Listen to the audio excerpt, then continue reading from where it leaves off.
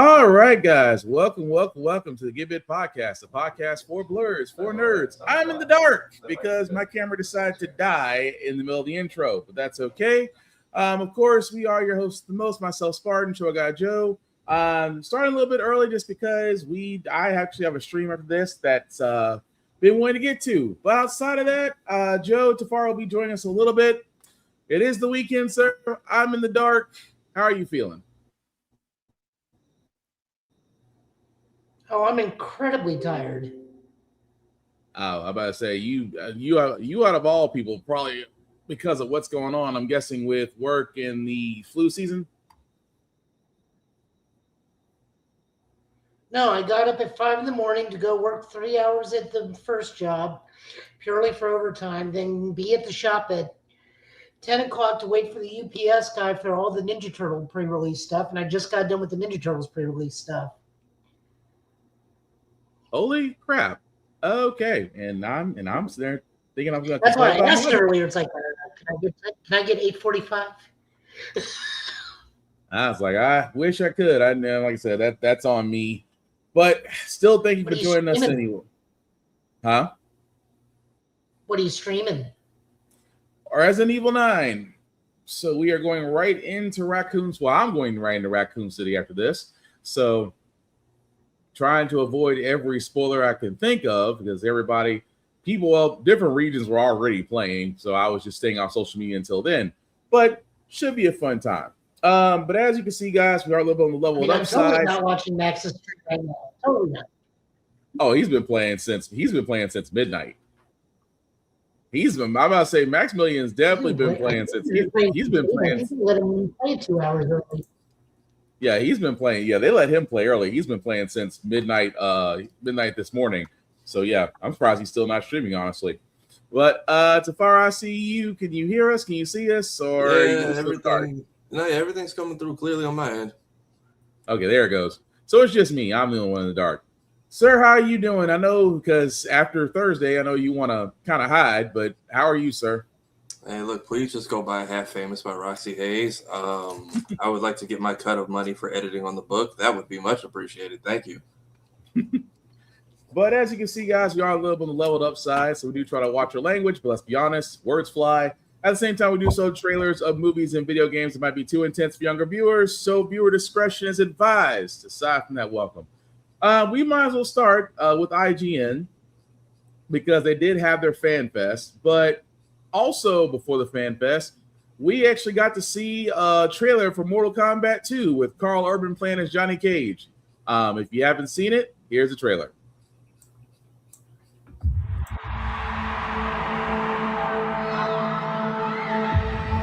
You want to know what makes a hero? It's not destiny. It's not something you're born with. It's searching for greatness. Johnny Cage, you have been chosen for Mortal Kombat. Then realizing you've had it in you this entire time. Whoa! I really don't feel comfortable hitting a girl. Don't worry. You won't. Yo, send me back. I want to go back. The rules of the tournament are simple. Our fates would not be settled by the size of our armies. They would be decided by combat. I'm not some great warrior. I'm not some champion. This is a war for the fate of your world. Finish him! Me.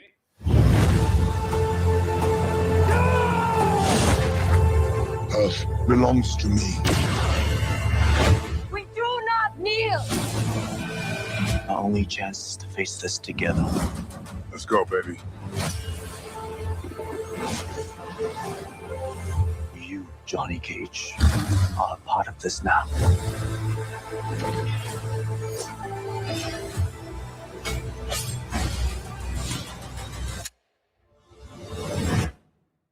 It's showtime. Get over here!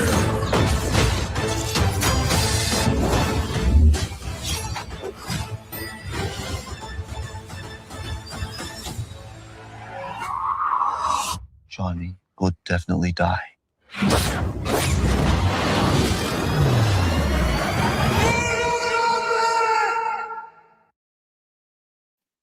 All right, so that was the trailer for Mortal Kombat 2. As you can see, it will be in theaters May 8th of this year. Fellas, what's our thoughts on this one? Are we concerned? Are we worried? Is Cole's character from the first one going to be in this? I was going to say, I didn't see the first one, and I'm not hearing any mentions of Cole. So does he not make it to the opening credits? No. If we're lucky, go ahead, Joe.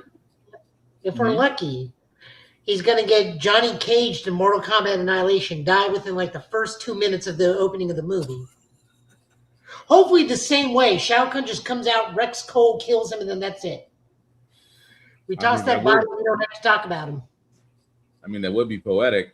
I did do a little research. They're being very, I don't know why they're being very tight-lipped on Cole by being whether or not he's in this one. Because they don't want to affect sales. Well, that too.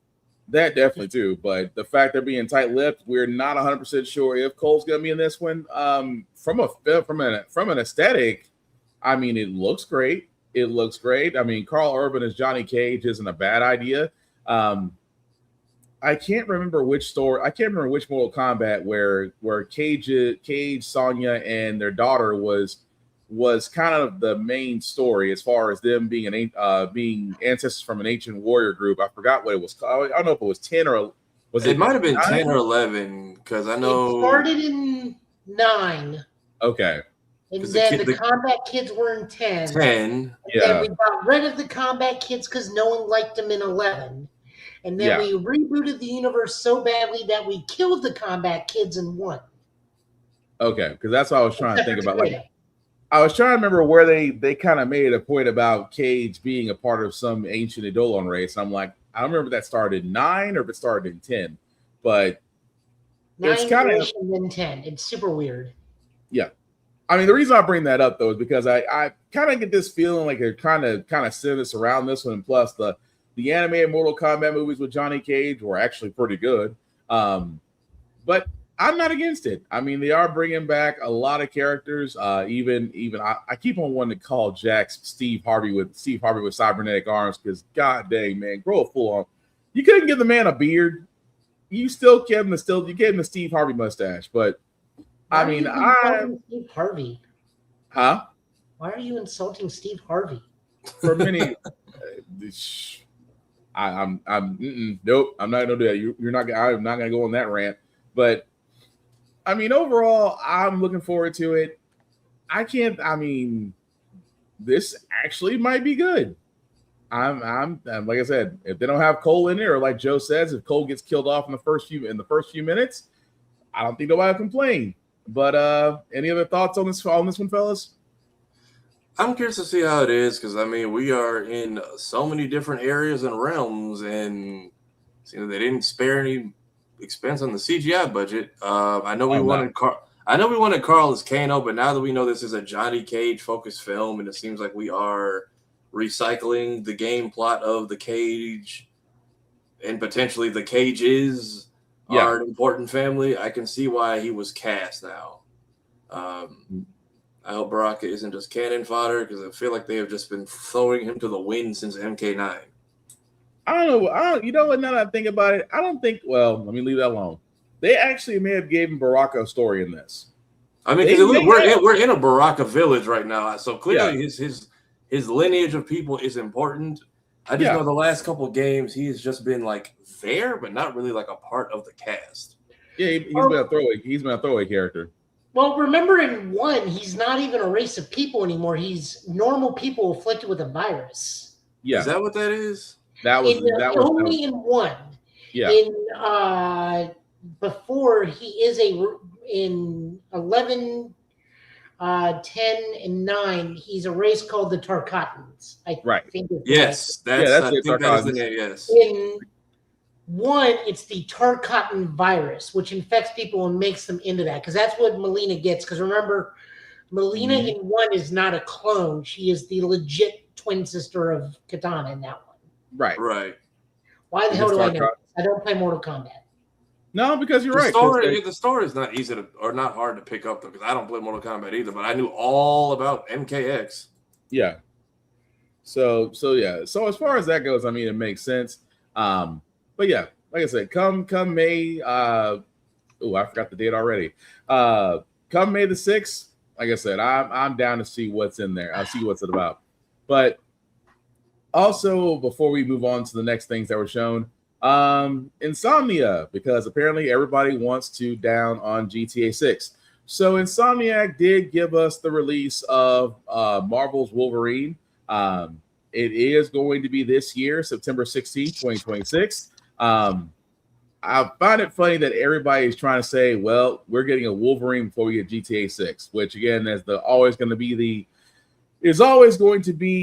easy punch bag, because let's be honest, Rockstar, we may never see GTA 6. Let's just be honest about that. But we talked about Wolverine. We talked about Insomniac's Wolverine. We did show gameplay from it when it was available to us. I want to say 2 months ago.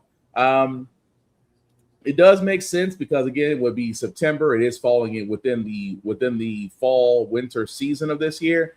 But yeah, any thoughts on that, guys? As far as the release date, I mean, it makes sense. I mean, it's going to be around the time where you're probably not going to see a lot of exclusives. You might see a Wolverine style PS5 that may go out with it, but I mean, overall, it's just I'm pretty sure we're all under the same consensus. We just want to play it. Doesn't this come out a week after Phantom Blade 0? Phantom Blade 0. I don't remember when the release date was. 1 second. I feel like if that's the only other thing coming out, I think it should be fine. Is like Phantom Blade 0 comes out September 9th. I'm not like the biggest Phantom Blade person, so is that a problem? I don't think it'll be a problem. Because both of these games, I mean, Phantom Blade is in that same vein as Black Myth Wukong, and Omnimusha Way of the Sword. So I don't think it's going to be a problem. I mean, one game comes out on a Wednesday, the other game comes out on a Tuesday. I don't think it's going to take away from either game. To be kind of honest, to be real honest with you, I don't think it's going to be a problem. Because, like I said, there's too many people. I think want to play both games. So I don't see that as a problem. I think, once pre-orders become available, they're going to run like hotcakes. So yeah, I don't see a conflict. But either way, we're getting Wolverine this year, so that's got to be a bonus somewhere. But we're gonna, at this point, seeing a GTA 6, I'm like, boy, they will not let that go. But speaking of other things, though, because so far I saw you brought this one up, Tales 2-14 bonus lap. Was this when you were playing earlier the DLC characters they were releasing for Sonic Cross Worlds? Or was that something else? Wait, what was Tales? No, that was me showing stuff off. Oh. Yeah, no, this is I mean, they're kind of introducing those characters, but yeah, these are Tangle and Whisper are the 2 new characters that have been in the IDW comics that just came to Crossworlds this weekend. So they're doing a festival for them, and recently got a voice because of the Chaotix Case Files last week's episode, which was really good. Yeah, it's actually keeping my attention, especially because I know everything they're talking about and the references. So I like that Sonic and Robotnik are calling Vector out on his bullshit with the cream episode. I was very much like, so Vector and Vanilla is like that, at least from one of them. I have so got to listen to this thing when I get a chance. But either way, this is, like you said, this was the festival actually showing off the characters. Is that right? Yeah, so like Tales does this VTubing series throughout like Sonic fandom. So this episode was specifically based around the game and the 2 new characters coming in now that they have a actual voice. So I'm wondering, because they are voiceless in the video game, yeah, if they will later on since they now have actual VOs, if they'll get voice lines added in later. That's possible. I feel like those two potentially, and then if they bring in Surge, because I know that's the next one that's been like really requested.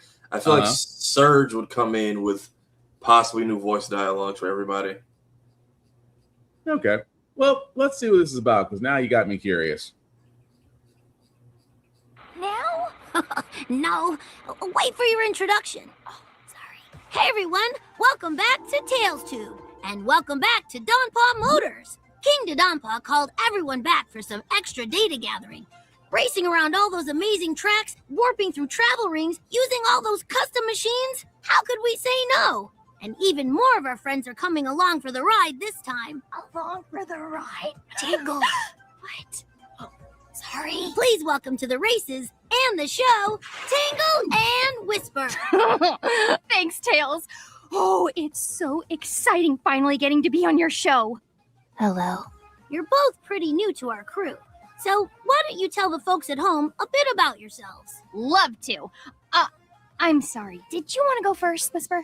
You first. Okay, I'm Tangle the Lemur. Hi. I'm from Spiral Hill Village, which is a gorgeous little place up in the hills. One day, Dr. Eggman's robots invaded, and I was busting up the bots when, whoosh, Sonic the Hedgehog shows up and helps out. How cool is that?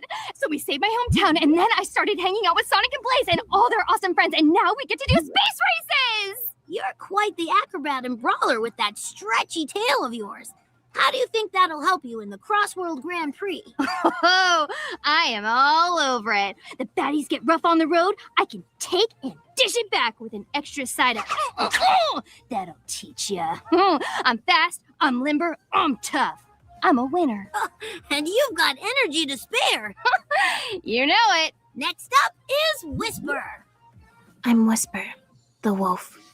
I'm a sniper. No.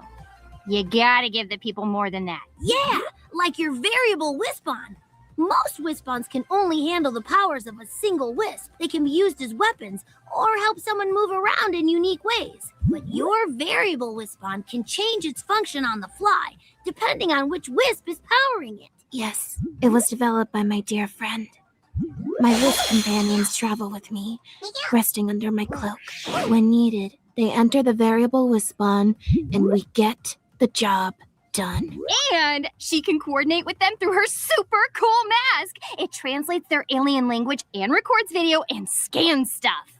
Yes. And probably does even more cool stuff, but she won't let me play with it to find out, so. The mask is not a toy. You guys were a force to be reckoned with during the war. You saved so many people, they started calling you the guardian angel of the battlefield.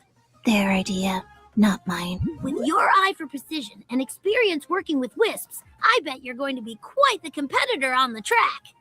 Find openings, exploit weaknesses, use every advantage. Win.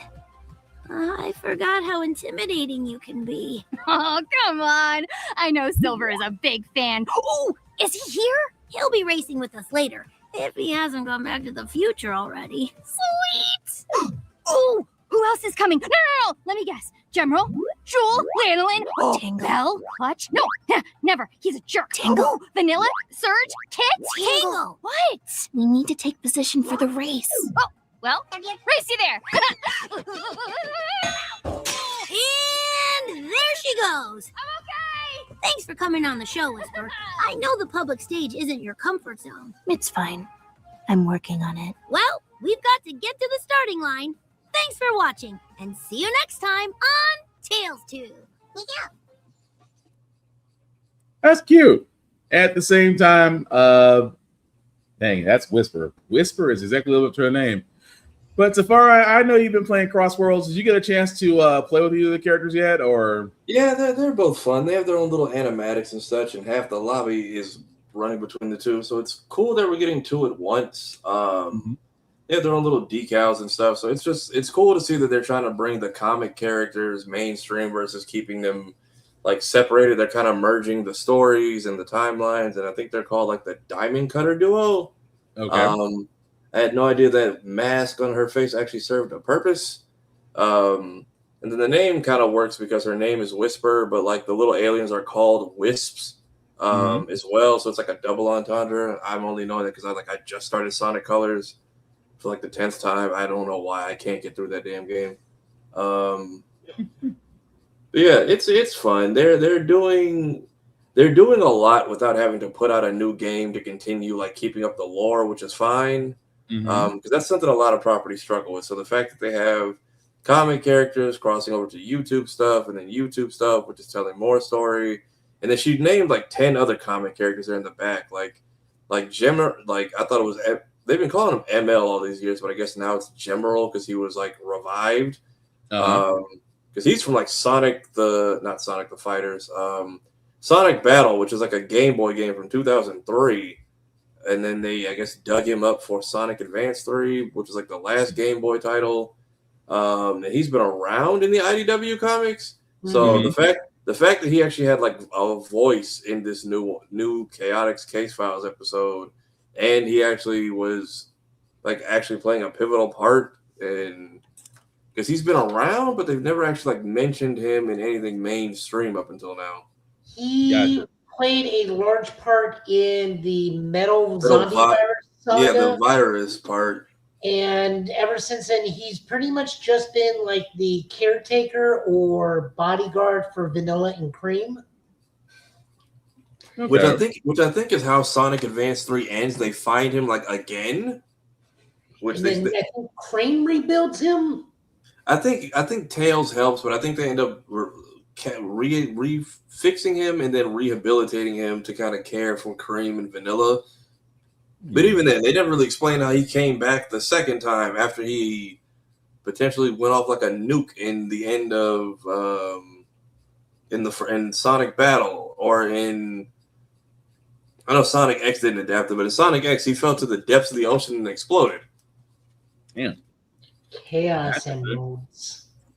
I know they had more they were gonna do with the character, because they had they kind of had a whole Echidna story, and how, you know, his race of machines was created by them, and then the guy who came up with that story ended up suing, and we're never allowed to touch it again. So, oh damn, I have got to. There's so much about Sonic I don't know that I listen to y'all too. I am missing out. Yeah, it's a throwaway game, Dark Brotherhood, when BioWare was kind of on top of the gaming world. So they brought in the story about the Echidnas and how some of them got trapped in a pocket dimension and yada, yada, yada. And, you know, Emerald or ML and the robots that there was a race of robots like him that they created, and there was actually a bunch of them, and they were like kind of cannon fodder fighters in the game. And there was this whole overarching story about Knuckles, and a story about Knuckles' race of people, which is something we don't get. And probably never again, because this one kind of got left on a cliffhanger. Oh, well, I think when that was happening, that was when the lawsuit was happening. Because remember, any of the Echidnas is done by that guy that originally Sonic. So because he made an entire race of Echidna warriors and like an entire Echidna storyline, like there was a girl in there that I know for a fact, if it wasn't for that lawsuit, she would still be a main character right now. She's Knuckles' future daughter, I think. Not Knuckles' future. So these people are like off to the side in like a pocket of time. So they're technically, I think, his cousins / ancestors, which is why when you break free at the end of the game, I think you end up in like what was supposed to be Silver's future, because Eggman has just taken over the planet. And it's like, how long were we gone? And then it's like, well, you guys missed a lot. Let's recap on what happened. And then the game ends, and we're supposed to get a sequel or some kind of finishing to that cliffhanger. And then lawsuit said, yeah, this is dead on arrival.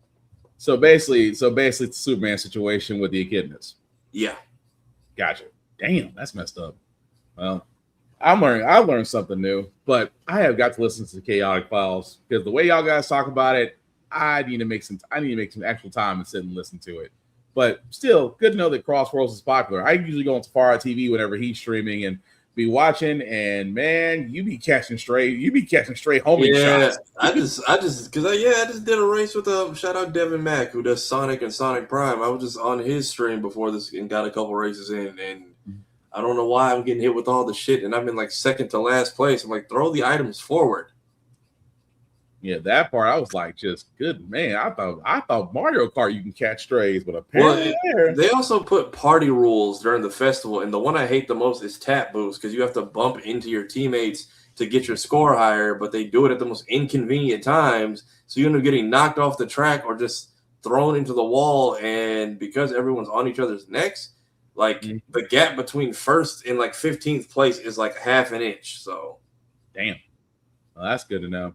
But still, yeah, I saw that strip. I'm like, God dang, Tafara you couldn't drift, you couldn't turn. If you attack somebody, you got attacked. I was like, God dang. Breathe. I felt bad for you on that one. But moving right along, guys, before we get into more of the IGN stuff, DC released a trailer. This is more toward their next level line. If you like the absolute universe and what's going on, well, you're going to love the news that's going to come from this trailer. Why are you shaking your head, Joe? Because it has nothing to do with the absolute universe. This is what the next line after KO. Oh, I thought they mentioned something about the absolute universe in this. They may, but I think it's going to be another crossover event. But this has more to do with the production line of after DC KO. Like, this is what happens after that. Okay. Yeah, let's play it. I might be slightly mistaken, but let's play it.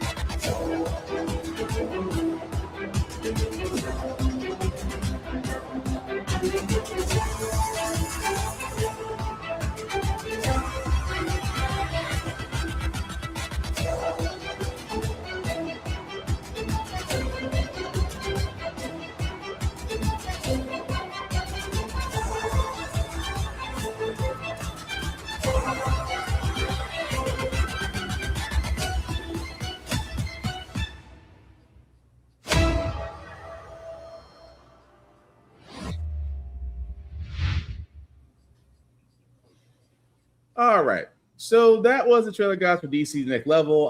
Basically, as Joe was saying, this is going to be following what happens after DC KO. And a few things I did want to point out, which, again, I am really happy that DC has learned their lesson, especially when it comes to releases. The fact that we are going to be getting, first and foremost, we are getting the main man himself. We are getting a Lobo storyline. And bear with me 1 second, guys, for a second. I'm trying to actually, that's what I'm looking for. So we actually are getting a Lobo storyline written by Scotty Young, art by Jorge Corona. Again, with Lobo showing up in Supergirl, with Lobo, of course, in the movie, he is going to be acted by Jason Momoa. Lobo is a fan favorite in DC. Let's just be honest. He's been in various different other comic books. I want to say he did have one run of his own. I just can't remember what year it was. But I want to say, help me out here, Joe. You remember what the first year, the last time Lobo had a comic book run of his own? A couple years ago, because it was him and his daughter. Thank you. So yeah, it wasn't too far off. But again, not mad about that one. And then on top of that, we are getting Batwoman, which again is another story written by Greg Rucka, art by Danny. Again, I'm not mad about this. Batwoman story can definitely be told. She has her own intricate story. Technically, she was supposed to be married, but that's a whole nother issue from a guy that's no longer at DC, thank God. But I'm not mad about that one either. And then we are getting Deathstroke the Terminator, written by Tony Fleece, art by Carmine D'Almencio. If I mispronounce your name, I sincerely apologize. But again, Deathstroke's another interesting character that he's getting his own line. He's getting his own comic book line as well. Not complaining about that. And then on top of that, we are also getting from the All In saga, we are getting the Fury of Firestorm, written by Jeff Lemire, art by Rafael de la Torre, which will be coming out in April this year. Not knocking that, because again, Firestorm's story in itself is actually unique. I don't think a lot of people know about his story outside of Justice League, outside of Injustice. I'm trying to think where else he may have popped up. But his story itself, I'm curious to see where Jeff Lemire may go with this. But I'm definitely down for that. And then, of course, we're getting Zatanna. That's going to be written and drawn by Jamal Campbell, also in April 2026. So this is the big one. If you guys are not familiar with Jamal Campbell, he wrote and drew Far Sector, which introduced Soldier Mullins, the Green Lantern. That he did. So, yeah, that's also coming out in April 2026. And this one is unique in itself. And give me 1 second. I want the full thing. Barbara Gordon Breakout, written by Marco Tamaki, art by Mariko, sorry. And also art by Amanke. I'm gonna not even try to pronounce your last name. Let's just say you're there. I'm not even gonna try it. that is. Yeah, Nahopan. I'll take your word for it. That also coming out in May 2026. Again, Barbara Gordon, being the fact that she, from the visual aspect, looks like she's in prison. So again, of course, with the Breakout, start with the Breakout storyline, looking forward to that as well, which tells me this is the direction that DC is going with Next Level. Again, I'm not knocking it. I think that DC has learned from their previous attempts, like never do another New 52 ever again. Dear God, please don't give us another Crisis. But the fact that you're giving us now five different stories, 5 different books, and that's not even counting the Absolute stuff. So I apologize. This did not have anything to do with the Absolute Universe. Although we are getting some more Absolute Universe titles, they just didn't mention in this video, so that's on me. But I think DC's in the right direction. But what do you guys think? I'm curious to see what this is, because what is it? It's the KO stuff that people don't like right now, right? No, people like KO. It's mixed. Some people don't like KO, some people do. It's not overall. Like right now, that is the big problem, is their inability to use anybody from the Dakotaverse. Despite the fact that Static did show up at the end of the Kids All Right DC KO tie-in, and then they summarily sabotaged their Black History Month book, which I talked about over on Laser Print, and we talked about here. Yeah. And Demetrius talked about at great length too. Yeah.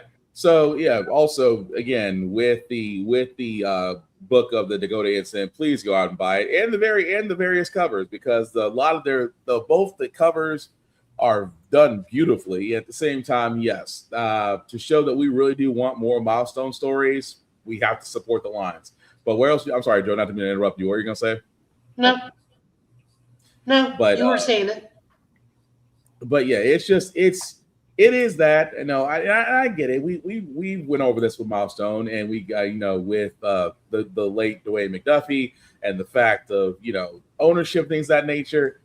Warner Brothers, who now are not able to get Paramount, maybe you could throw some of that money toward you could throw some of that money that you were going to use to buy Paramount with, that you can actually put toward actually giving the owners of Milestone the room and the space to actually create these lines.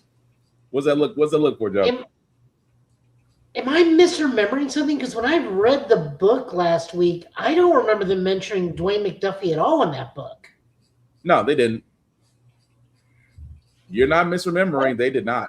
That's super weird. You are not misremembering, sir. They did not. And it was brought up. Like they did mention like Milestone and everything, and now that I'm thinking about it, it's like I don't remember seeing Dwayne McDuffie's name in that book at all. Nope. And you're not wrong. That's what I'm saying. That's what I'm saying. You are not wrong at all. And trust me when I say it was brought up. Okay. But that's what I'm saying. You're not wrong. You're not wrong. I don't even know if I brought that up on Laserprint. I was just like, it just now occurred to me. It's like, I don't remember his name in the book. No, you're not wrong at all. That's why I mean some have on some other areas and others and things of that nature. The only I said he was not mentioned at all. So again, like we've been saying, representation matters, especially when it comes to Milestone, because we do want to see more of these stories. Stories that really should have been done, but again, people, money, and Warner Brothers, you know, it's basically both sides looking at each other and seeing which one's going to blink first. But Tafara, before we move on, anything else you want to add to DC Next Level? No, it looks good. So this is carrying on from something, or is this just a whole new thing they're starting off on the side? No, this is the continuation from DC KO. Okay. And then, so KO is wrapping up or has wrapped? Yes, it's wrapping up next month. Yeah, I'll say it should be wrapping up next month with the final issue. Okay, I mean, we'll see how it does. I hope it does all right. But I also need y'all to continue whatever this Milestone or collab left us hanging on with. Like literally all the books this week, DC wise, say to be concluded in DC KO 5. Like every single one of them. Right. So that's just the thing about that. But again, like we said, it's just that it was weird that he was not mentioned. Although shout out, we do want to give a shout out to Stephanie Williams. She was one of the writers in the Dakota Incident. She actually wrote Act 2. We also want to give Morgan Hampton his credit. Nicholas Draper Ivy. Sorry, I completely destroyed that name. Because these were all people that were a part of the Dakota Incident. This was done beautifully. But yeah, again, support the book. That's the only way we're going to get more of this, because you know they say all the time that certain writers, even though certain artists keep getting comic books handed to them one after another and can't draw for shit, versus actual people who can actually write a good story and only get one shot. And this is their one shot, so let's support it. That's all I'm saying. But moving right along, guys, before we get to the He-Man and Master Universe Dragon the Pearl gameplay trailer, Marvel did actually come out with a Maximum collection. This is actually being done by Limited Run Games, and it looks pretty cool. If you haven't seen it, here's the trailer.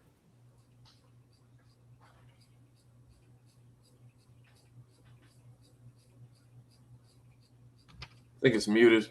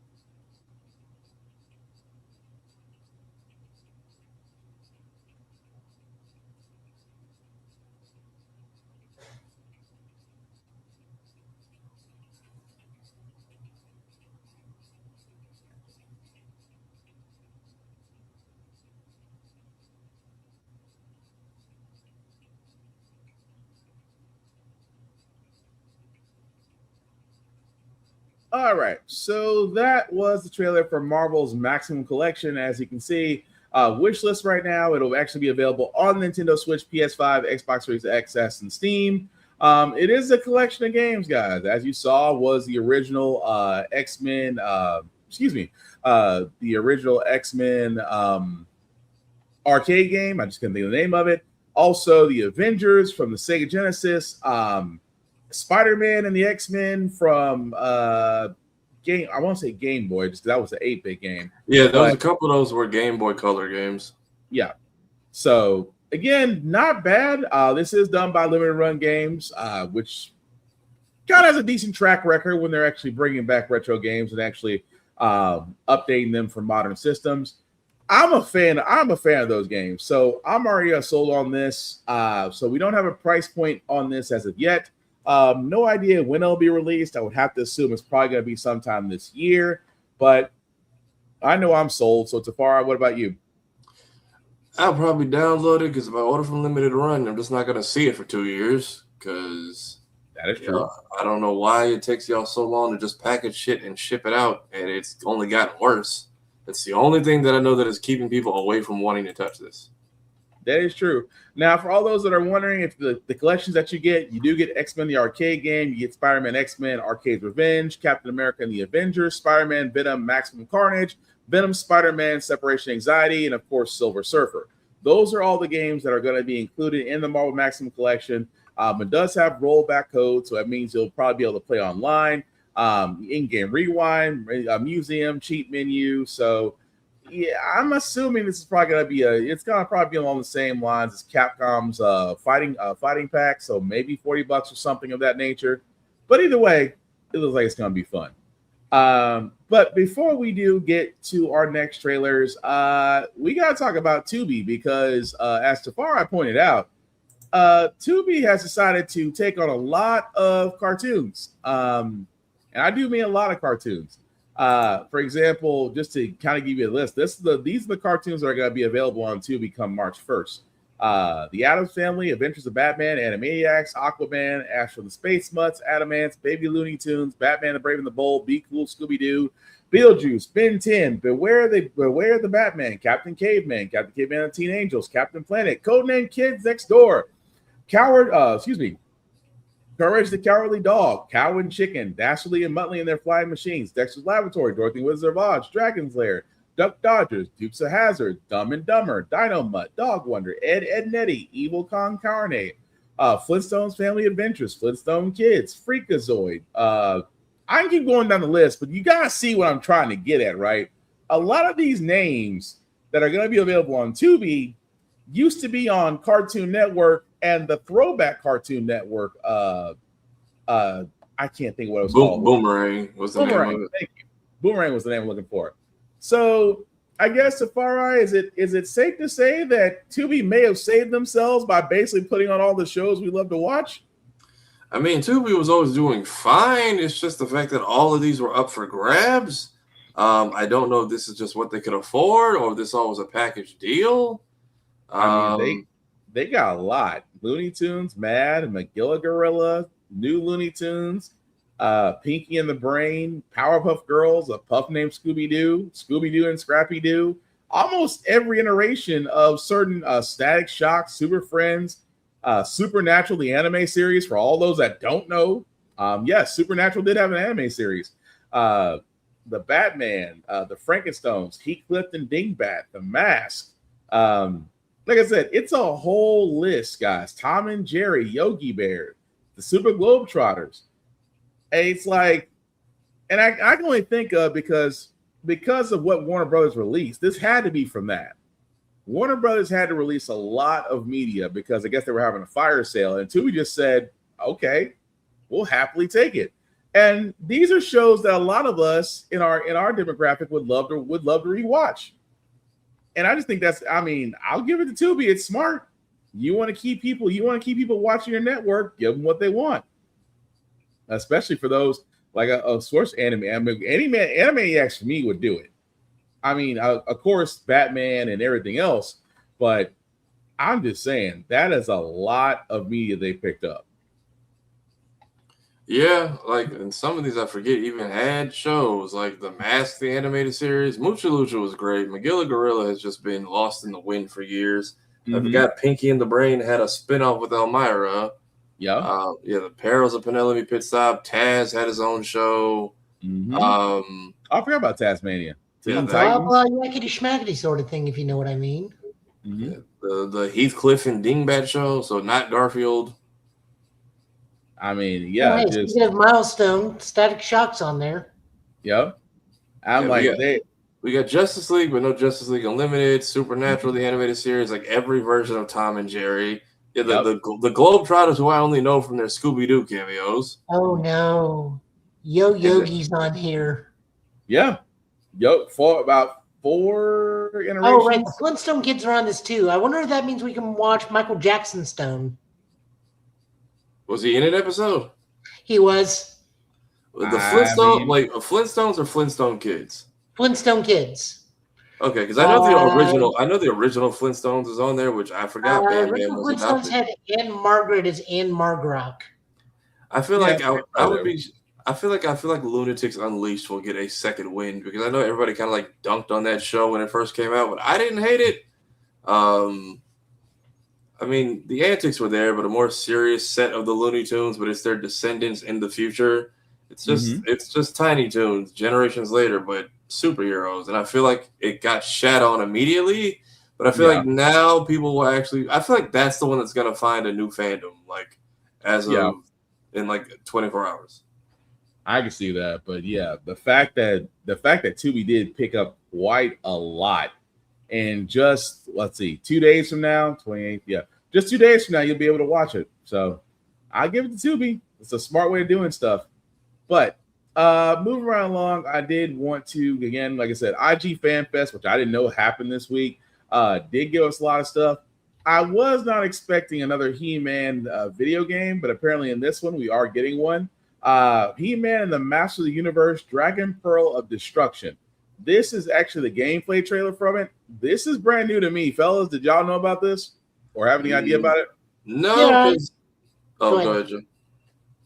No, I was gonna say I didn't know we had a fan fest. Pokemon Day has been taking over my timeline.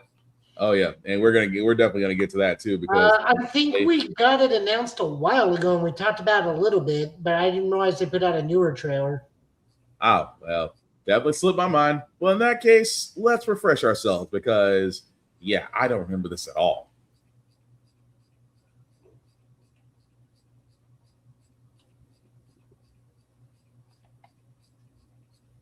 I don't think the sound is coming through. Yeah. Sound's not coming through. There you go.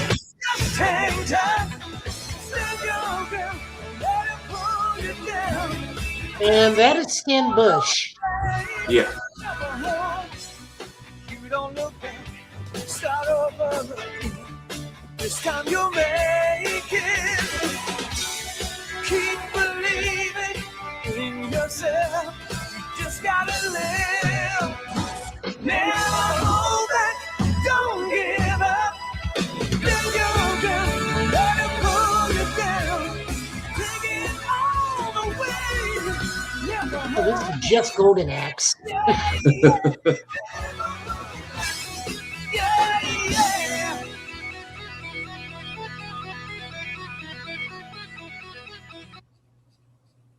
Okay, so wow. Of course, they would get Stan Bush to the soundtrack.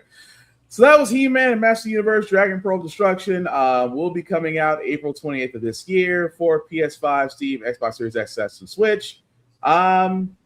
I give it a shot because again, I'm a sucker for nostalgia.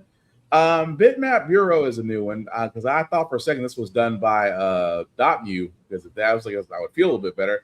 But I'm not knocking it. It does look pretty good. It looks like you get to play as, let's see, He-Man, She-Ra. I thought I saw Man-at-Arms, but I could be wrong. But fellas, what are we thinking? It's fun. I ain't got nothing against these beat 'em ups all making a comeback. As long as the price isn't crazy. Curious to if they're gonna have any tie-ins with the movie or if it's just good timing that they're dropping this almost in time for the film to come out. I would have to say, from a marketing standpoint, it would make sense to go ahead and release it as close to the movie, but that's just my guess. But Joe, what do you think? Yeah, like I said, this is literally just Golden Axe, which is a good idea for He-Man. True. Now I can't knock that. That's exactly it. Little dwarves stealing our stuff at camp. It's a little bit of dragon lair just from the background for a second, especially when they're fighting that tentacle monster. I was like, I started kind of get a little bit of vibes from that. Yeah. I mean, I'm not knocking it. I still want to actually play it because I can't remember. Dang, how long has it been since we actually had a He-Man game? Jesus. I want to say almost never. I don't think we've actually. I was just saying, is there one in the cat? I feel like there's been He-Man S stuff, but it's all just been Golden Axe and other beat 'em ups. Like, I'm trying to think. Has there ever been a He-Man video game outside of this one? Oh wow. Okay, sorry. Someone corrected me. There was a Game Boy Advance, and then there was a PlayStation 2 game. So the Game Boy, the PlayStation Advance, He-Man, Defender of Grayskull, and then Game Boy Advance, Master of the Universe, He-Man, Power of Grayskull. So thank you guys on TikTok on Twitch for pointing that out. Someone was quick as all get about that. But yeah, it seems there was some other He-Man games. I will definitely give this a shot. Didn't give us a price point on this, so I can only assume it won't. Hopefully, it won't be $60. It shouldn't be. I mean, 40 would probably be the best thing for it. But either way, we're definitely going to find out. But other things that we did get from the IGN Fan Fest. Well, actually, before we get to that, this has got to be addressed as well, because I don't think, and Tafara, thank you, because I don't think we ever addressed this. Because actually, this was actually last week as well. PlayStation decided to shut down Blue Point Studios. Now, for all those that don't know, boobies, hey, Bama Roll Tide. But for all those that don't know, Blue Point Studios actually was the group that remade Demon Souls, Shadow of the Colossus, and rumored to be the studio that may or may have not gotten the nod to remake Bloodborne. I mean, I get it; it's a sign of the times, but I don't understand, because the last game that Blue Point Studios actually had was a live service God of War that got scrapped. They had nothing going on, and then PlayStation decided we don't need you anymore. I'm going to be honest before I toss this to you guys. I think this is a dumb move. Why in the world would you shut down a studio that its last two games were solid remakes that actually had great profit on those, and they had nothing else going on at the time, and you decided to shut them down? So I just think, in my mind, it's a dumb idea by PlayStation. I think that instead of, you're trying to save your bottom line, you might have actually screwed yourself up for future games. But that's just me. But what do you guys think? Yeah, I don't see what the point of this was. Because I actually played that. I don't know much about Demon Souls, but I did play that Shadow of the Colossus remake because I never got my hands on it as a kid. That was actually fun. Like, even one of the few games with the speed run trophy that I don't hate. And then even the bonus stuff they added in there, like the fact that they added the Dormin door with like the demon blade that's actually hidden underneath the building the entire time. The fact that the areas it's actually one constant area. It doesn't have to load as you come in and out of each like territory. And graphically, it just looked great. So I don't know why they got shut down. I know people wanting a Bloodborne remake forever, because being locked at 30 FPS in 2026 is kind of crazy. I don't know why these people got the boot the way they did, or why Phil Spencer, and Sarah Bond are all out of a job in the same day. Also, and again, I love Twitch. Blue Point is also the same group that was behind the Uncharted Nathan Drake collection, the God of War collection, Metal Gear Solid HD collection, and Gravity Rush, which, again, all were solid titles, and yet they're given the axe. But Joe, anything else you want to add to it? Let's roll the Mighty Keith clip. Oh. So which one? Yeah. He's dropped a few. He dropped several. It's like he did one for this, and he's done one for Xbox. Okay, hang on. Let me see if I can find it, because I was like, when you said Mighty Keith, I'm like, that man has been busy. But I think I got it. Hold on. I think I got it.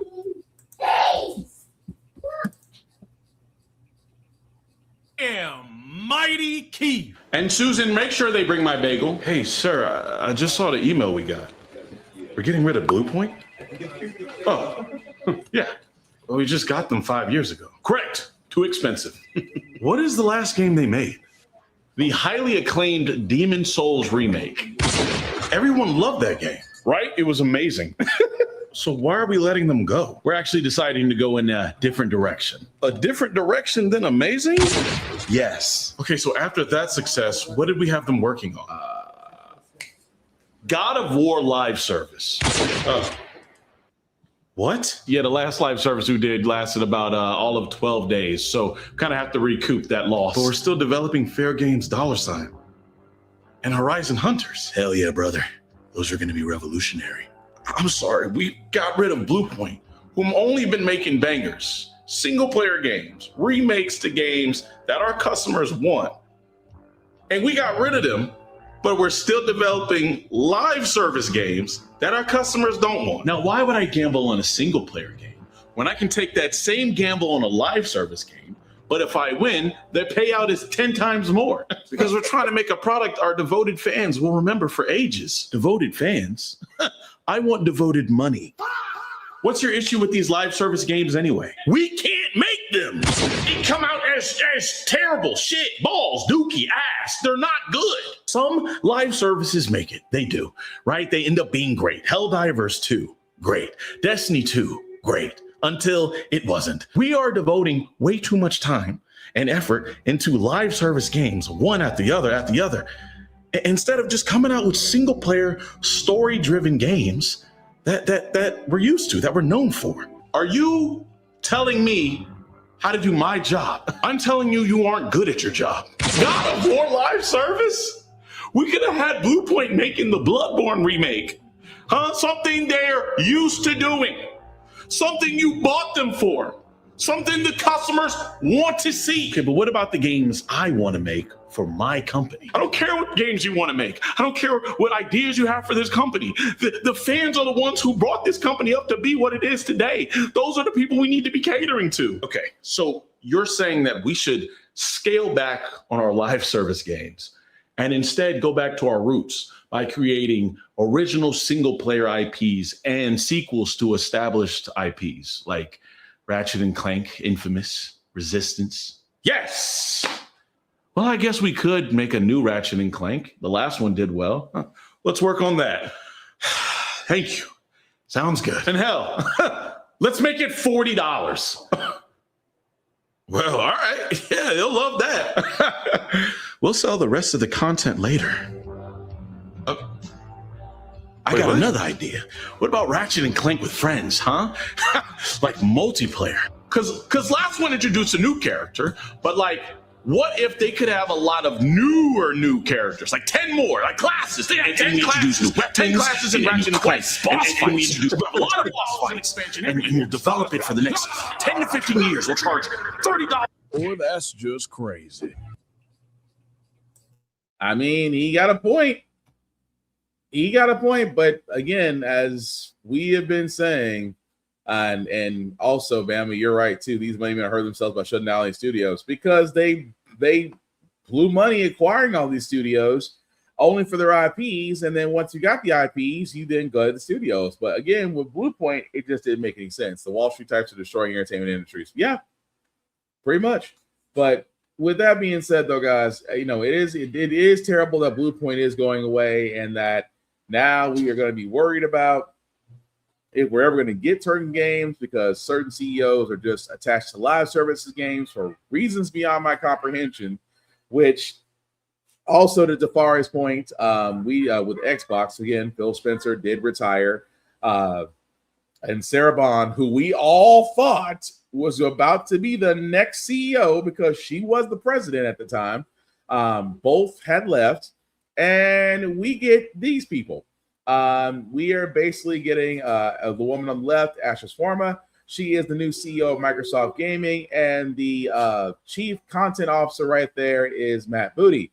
And here's the thing that worries me about this, because first and foremost, Asher Swarmer does not have a gamer tag. So, the thing that Phil Spencer, prided himself on, because he was a guy that loved to play Xbox and wanted to show his love for Xbox.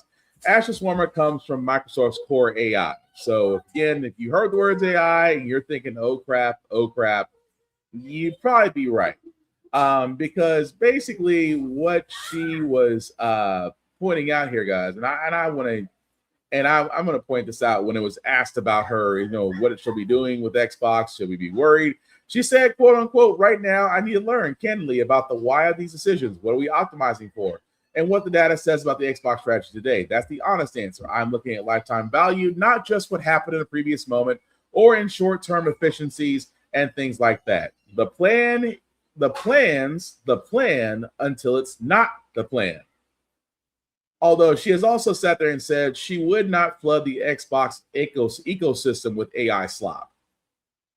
I'm going to say this, and I'm going to ask you guys your opinion on this, because I'm just going to go on and say it. I think we're seeing the sunsetting of Xbox.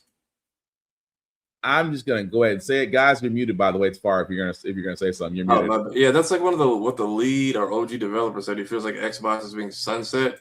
Because then they had this, which I was like, I get what you're saying, but not the greatest time for it. Because they also had this, what is it? Everything is an Xbox campaign. Yeah. And this pissed off a lot of people. Oh, I got you. I see it. Give me 1 second. When I'm coming, so you sleep. Well, you heard the others. Only still the lovers. Then, of course, the choice is yours. You can get with this, or you can get with that. You can get with this, or you can get with that. You can get with this, or you can get with that. I feel good with this, for this is where it's at. Where it's at. This, or that. This, or that. This, or that. So, yeah. This is one of those things where I sit there and I say, we are basically watching the sunset, because you're not bringing in somebody that is literally and figuratively of a gaming mindset. You're bringing somebody in, which again, they're AI centered. She was behind the core AI for Copilot for Microsoft. Completely, utterly understand that. Does that make for someone to actually be the head of the gaming division for Microsoft? Absolutely not. At the same time, we know Microsoft has been losing money. They went big about acquiring these independent studios. They upcharged Game Pass to the point to where folks like all present company included in here, we all downgraded because paying $40 and up for the same thing and not getting anything out of it outside of besides first day play, but you decide to introduce tiers, you're not getting anything out of it. And then at the same time, as Mighty Keith pointed out, there's no Xbox exclusives anymore.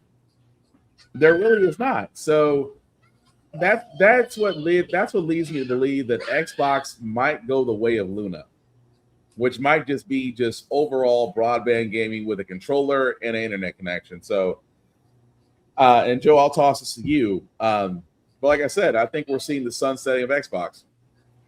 I haven't seen a mistake this big since we had to have a connect with Xbox One. Pretty much. Okay, now roll this Mighty Keith clip. You got to start pointing out because, sir, Mighty Keith it's his newest one, I think.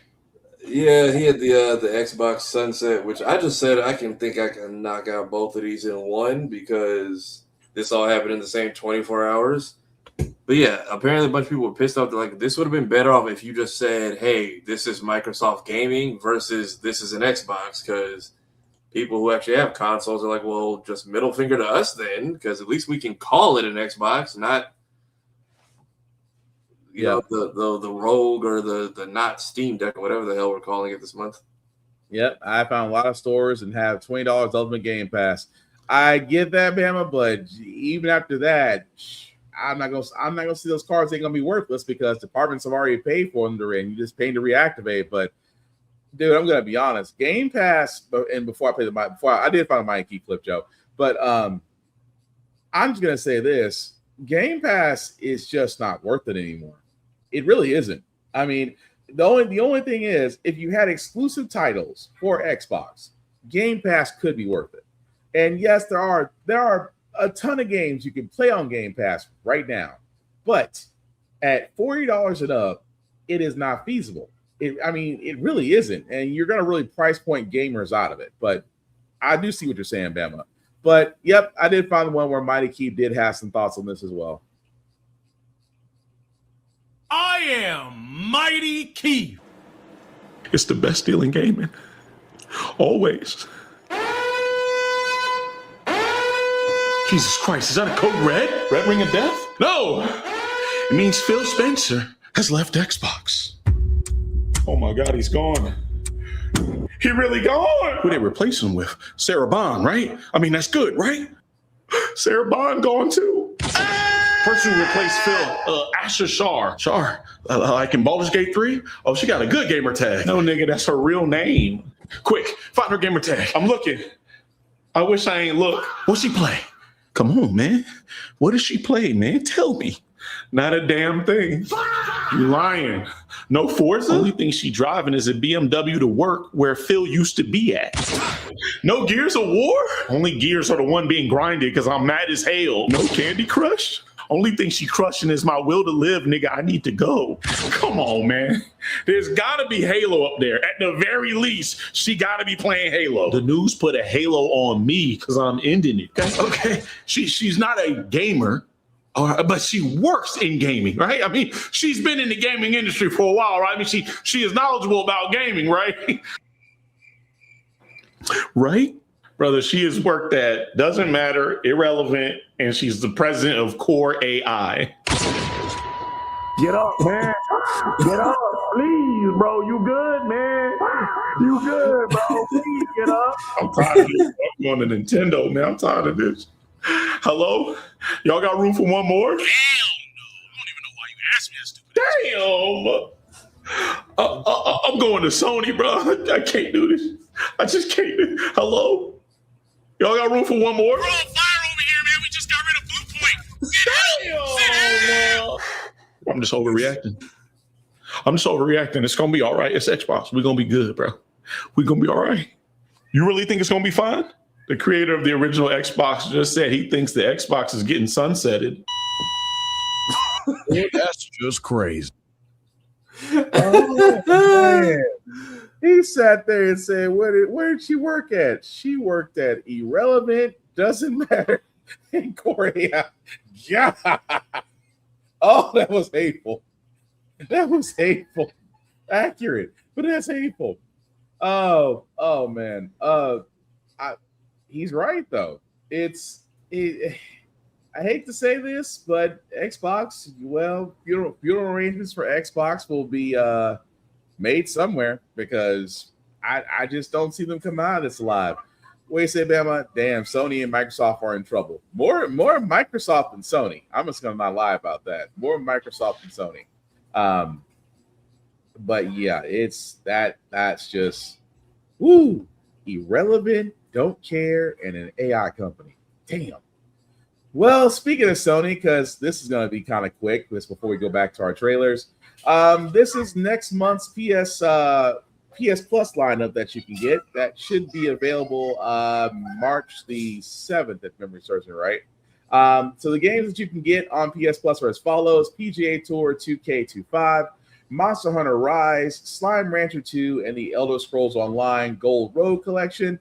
So these are going to be available in March, available up until April the 6th. Monster Hunter Rise, because that's one of the games I do want to play. Elder Scrolls Online, the Gold Road Collection, I've heard great things about. Not really a PGA Tour, but if you're also into golf, I guess that would be your Madden. And I can't say anything about Slime Rancher 2, but fellas, anything else about these games, or if y'all guys have played and give recommendations on? Maybe Monster Hunter. That's like the only one that's somewhat calling to me, and even then, I'm not like the biggest fan of the franchise. This might be a skip month for me. All right, Joe.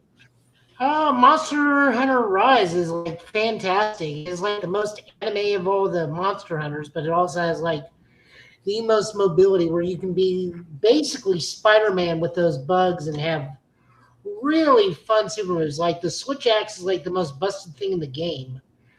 The other two, I'm just not an Elder Scrolls player. I'm not a golf player if it's not Mario. And Slime Rancher 2, I am not familiar with. Is it like Monster Rancher?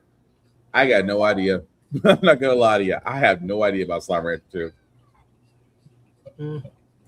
I really have no clue. But for all of those that are wanting to see those games, they will be available in a couple of days, and you do have up until April 6th to scoop them up on PlayStation Plus. Dang. But yeah, what do you say, Bama? And Nintendo is also in trouble too. Nintendo, you would think, and you know what? Let's go ahead and talk about Nintendo because, like Tafara and Joe said, there was Poke Day. They did actually celebrate, I want to say, 30 years of Pokemon, if memory serves right, fellas. Am I wrong? Yeah, today's the 30th anniversary. Okay, cool. So, with that being said, there was a lot of news about Pokemon. I want to bring this up first because this kind of spanned the Pokemon Direct that came out. But let me pull this up first so we can see this. So, this was actually This was actually part of the Pokemon Presents that happened earlier today. There is going to be a Pokemon Red and Pokemon Blue game music collection and a Game Boy jukebox. Yes, a Game Boy jukebox will be actually there to where you could actually play music from the Red and Blue games. Pokemon XP and the 2026 Pokemon World Championships will be held simultaneously in San Francisco. For the Pokemon trading card game, 30th anniversary products will be released simultaneously worldwide. I wish they could find a way to stop scalpers from basically ruining people's days because I guarantee they're going to find somehow, some way to try to, basically be dicks. Mobile game Pokemon Go will have a huge range of Pokemon that will actually appear in Go once they return. For Pokemon Masters EX, the Red and Pikachu, Florian, and Orangepon and Juliana and Terrapagos will arrive in Pokemon Masters EX. For Pokemon Cafe Remix will be a roundup of first partner Pokemon special outfits. For Pokemon Sleep, the Mew missions will begin tonight, so they will already be out there as of now. For Pokemon Unite, Zapdos, Moltres, and Articuno will join in the group for the Trading Guard Pocket game. They will have 30 days gifts of missions to earn through Hourglass to open up 10 packs. Pokemon XD Gale of Darkness will be coming to the Nintendo GameCube channel for the Nintendo Switch. Pokemon Fire Red version and Pokemon Leaf Green version will also be available today. A game. I'm sorry, go ahead. I was saying, yeah, they dropped today. I think they're only like $20 a piece, which isn't bad. And also for Pokemon Champions, there will be a new version for the Nintendo Switch that will be released in April. And also the DLC for Pokemon Legends C to A will be called Mega Dimension, which will have Mega Garchomp Z in that one as well. And for Pokemon Potopia, we'll have a reveal of a slightly peculiar-looking Rotom and Greedent, as well as some new features. Now, before we get to the trailers, fellas, how do we feel about that news that was released today? I mean, it was okay. I didn't watch the whole thing. I just kind of caught the highlights. The biggest one seemed to be the reveal of the next generation. Apparently, this jukebox thing is already sold out, which shocked the hell out of me because there's like 47 of them. Let's see. I know everybody was kind of just stalking to see if they're going to get any card info, but I guess that's on the way. Let me see if I actually can get to it while you're doing that. And then just, I don't know, Gale of Darkness, those are like heavy loaded games that both of those Pokemon Coliseum games. So to have them locked on a subscription just feels annoying because it's like you got to put time into that. And then what happens if you like unsubscribe? You just lose all your progress? Very much. No, I'm fairly certain you retain the memory of the game. You retain the save data. You just It's just locked till you resubscribe. I still can't believe this is already sold out. This Jukebox Game Boy. You said Tafar was already sold out? Yeah, because I saw people complaining that like they tried to get some of them and they were already gone. So I don't know if I don't know if it's just the cartridges or the actual Game Boys themselves, but apparently this thing flew. Yeah, 45 songs, 45 cartridges. So yeah, which is crazy. But I mean, I can understand it because people are gonna want to buy it, but no. But I'm sorry, Joe. Were you gonna say something too about before we play the trailers for the two trailers for Winds and Waves and for the Gale of Darkness? I'm wondering if Gale of Darkness is secretly like a remake because it looks really good. But I'm also wondering if that's because the last time I saw Gale of Darkness, it was on a CRT monitor. Yeah. I mean, it could be an upgrade. But with that being said, we can actually go ahead and actually play a trailer for that. For all those that don't know, yes, there is a trailer for it. I don't know if I'm good enough to where I can actually cut off and see. Oh, yes, I can. Got it. Well, that's not it. yeah, the jukebox was $69.99, and that joint is gone. So $70 and gone. Out of here. Dang. Okay, nope. My scripting is not. I thought I could pull it pretty fast, but let me. Okay. So you get the cartridges with the. Okay, I thought it was like buy the thing and go hunt down the cartridges. Good luck. But hey, they at least put a purchase limit of 1 on the damn website. So. Well, but that's still. I still think they're gonna find a way around that. But anyway, here's the trailer for Pokemon XD Gale of Darkness.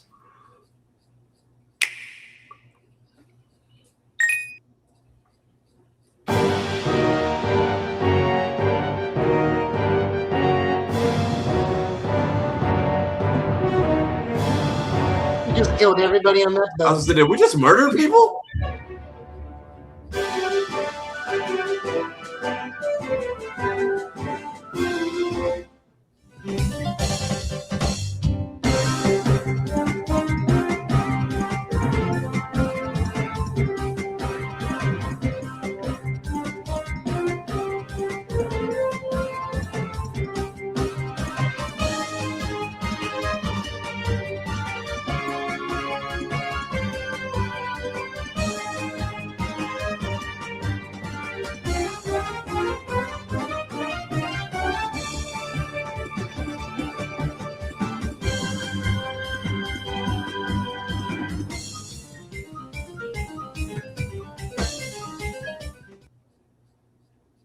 All right, so that, guys, was the trailer for Pokemon XD Gale of Darkness. Available on the Nintendo GameCube Virtual Channel for Nintendo Switch. But yeah, will be available. They say March 2026, so I'm not sure if it's going to be a couple of days from now, a week from now. But at least we know that you're going to get that. But it looks like I want to say it was more of a port than a remake because. Yeah, this is just a port. This is just the game. The GameCube Classics is literally just taking them off the CD and putting them onto the into the library. Which I never played Gale of Darkness. Still mad I lost my copy of Coliseum. That game is this. I mean, I've seen a lot of similar bad guys in locations. And low key, the main protagonist from the first Pokemon Coliseum was actually kind of a badass. I'm like sad that he never came mainstream, but it was interesting. Yeah, Shadow Lugia, and then all these other characters. Mirror B with the big Pokeball colored afro. So I don't know what the story here was or the continuation, but the Coliseum franchise was good for the GameCube, and then we just like never went back. That's what I got out of that. But Joey, anything else you want to add to that before we move on to Winds and Waves? I mean, now we are kind of going back because now we got Pokemon Champions, which is basically just Coliseum. Champions is just the new way to do VGC. It's just transfer your Pokemon into the game or rent Pokemon, like the Coliseum, and then battle in a Coliseum style game. Yep, and also Wild. I was gonna say Wild Blue. But that actually got released, and I need to play that. But yeah, Pokemon Champions. Thank you for that, because I need to bring that back up while I'm doing that. But yeah, but like Joe said, it's really along the lines of, oh, that's what I need. Oh, actually, that's not it. That's last year. Dang. They actually do one outside of what was already shown. 1 second, folks, as I'm trying to get to what I need. Okay, it will be this one. All right. So yeah. So this was the trailer they also played during the direct as well. Oh, that's not it. There we go.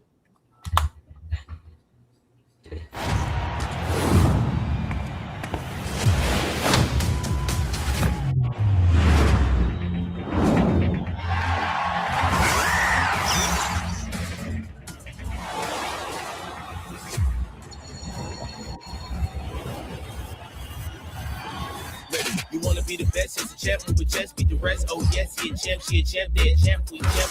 They shine right with the team. Go.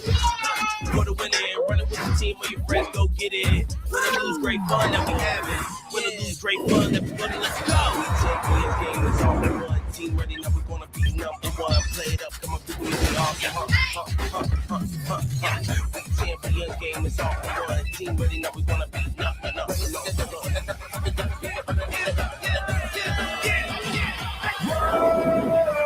It's time to go all in.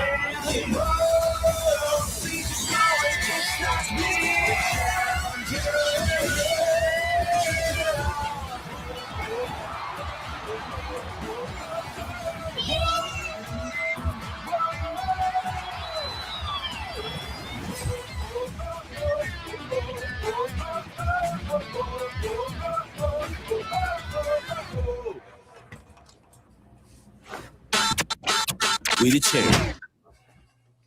So that was the trailer for Pokemon Champions, guys. As you can see, will be coming out April 2026. The mobile version will be scheduled for release later this year.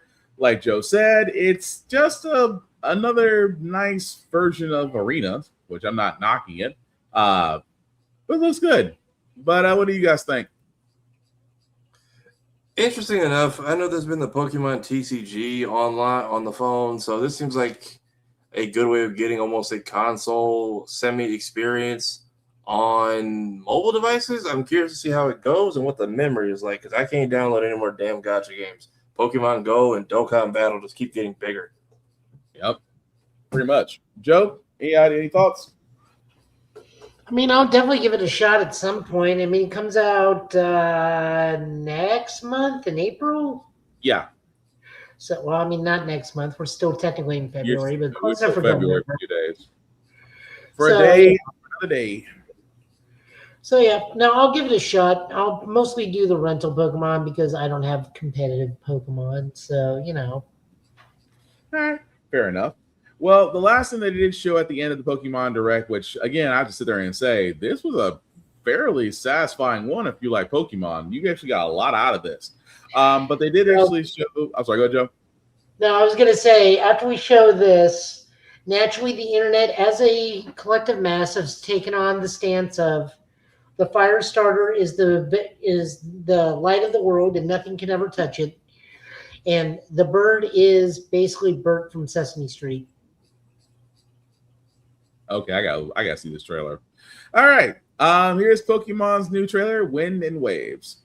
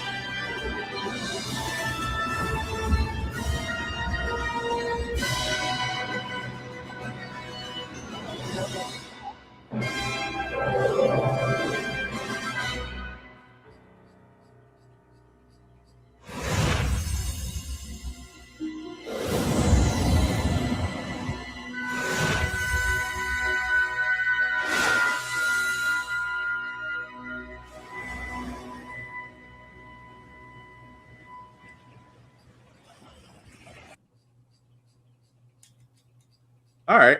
So that was a trailer, guys, for Pokemon Winds and Pokemon Waves. Both will be coming out next year. I can see where you got that from, although I kept looking like there's always a grass, fire, and a water type starter. It looks beautiful, but then again, almost every Pokemon game, I don't think there's ever been a bad looking Pokemon game, but I can see the appeal. I can.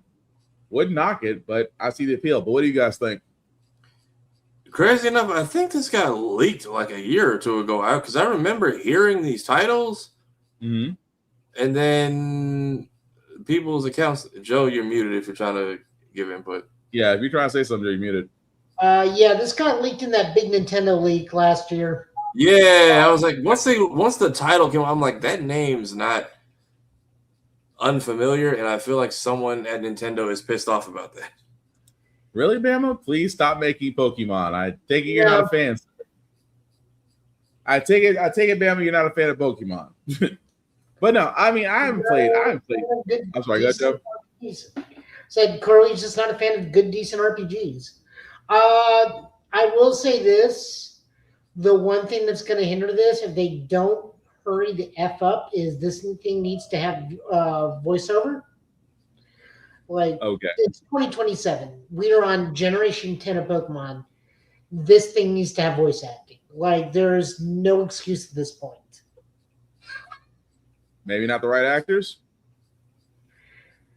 I mean, I'm trying to think. Whatever region this is, you can find some VO, or just go get people like Noah North and Sayu.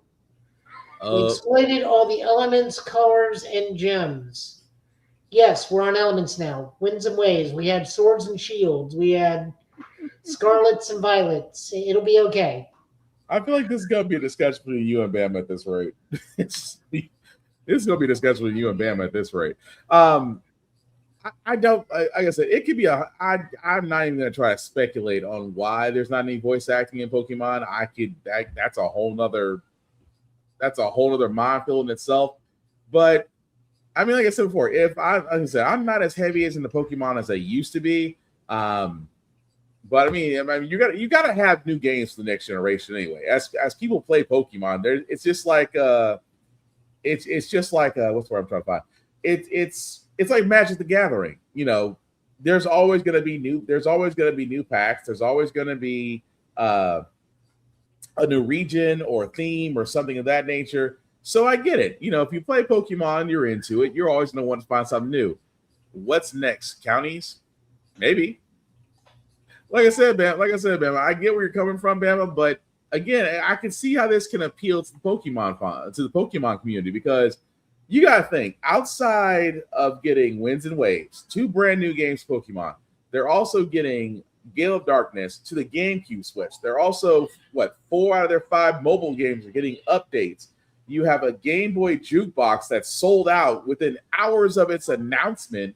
And then on top of that, you have another game, Pokemon Champions, coming out, and various tournaments. Look, if I'm a Pokemon fan, I'm going to be honest, I'm freaking happy. I can't see the downside of this unless Joe, Tafara, y'all see the downside to all that they're getting in this drop? What was the last 2, our main ones? Was it Scarlet and Violet? Yes. I don't know. I feel like we've jumped to a new gen kind of fast. Like, I don't like where I get it. They wanted Gen 10 in time for the 30th anniversary, but after that, we'll let this one sit for a while. Like, if you do have to make another spin-off game, keep feeding into ZA, because apparently that's just going to be DLC bait. Or I don't know. Do a 3D Pokemon Mystery Dungeon or Pokemon Ranger. Those were fun, like during the DS times, and then we just never did them again. Or I think that might be what that Ditto game is trying to do, where you may or may not be replicating your dead trainer. Well, I'm just saying, just from the standpoint, like I said, it just seems like a lot of good news that's come out for Pokemon. Again, I mean, it's sad the Game Boy jukebox already sold out, but I think they kind of short sold that one just because they wanted to make sure it sold out. But you're getting 3 brand new games. I'm sorry, scratch that. No, you are Winds, Wave, Champion. You're getting 3 brand new games, 4 out of your 5 mobile games are being updated. You're getting a new tournament. I mean, you can't really beat that with a stick. That's all I'm saying. But what do you say, Bama? Pokken looked interesting. Oh, the other Pokemon. Which, let's be honest, they're never going to stop picking Pokemon because, again, that's the allure. You always gotta find different Pokemon to keep the games going. But either way, like I said, I think the Pokemon Company got it right. You know, they may have not gotten Pal World, but at least they sat there and said, let's drop content that people may actually like. So nothing wrong with that.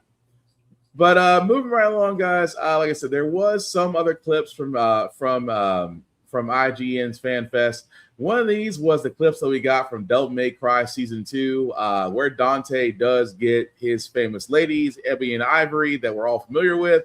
And he kind of gives us a John Wick performance. Who are the chicks? Ooh, those are 2 fine ladies you're holding. Ebony and Ivory. I based their portraits off of my own. Can't you tell?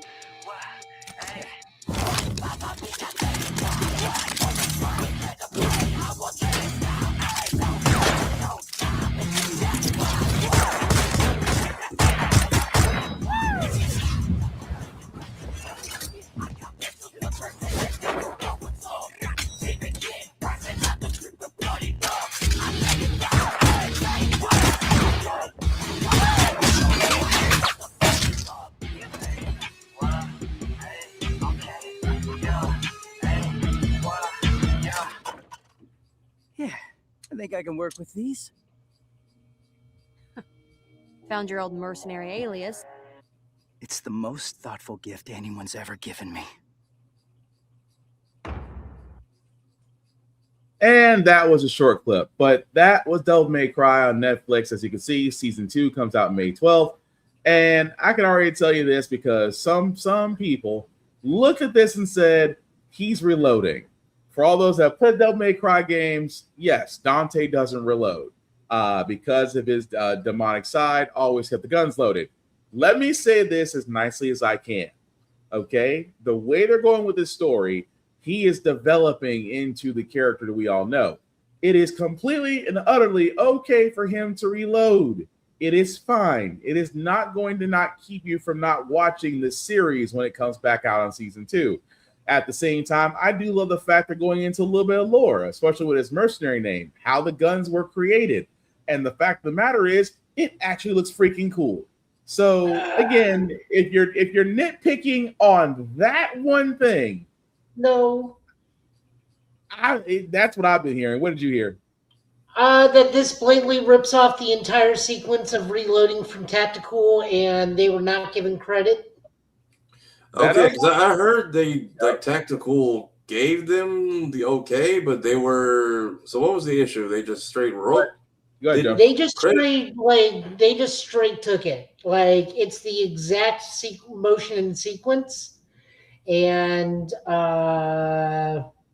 pretty much it's almost as if they just rotoscoped the whole thing.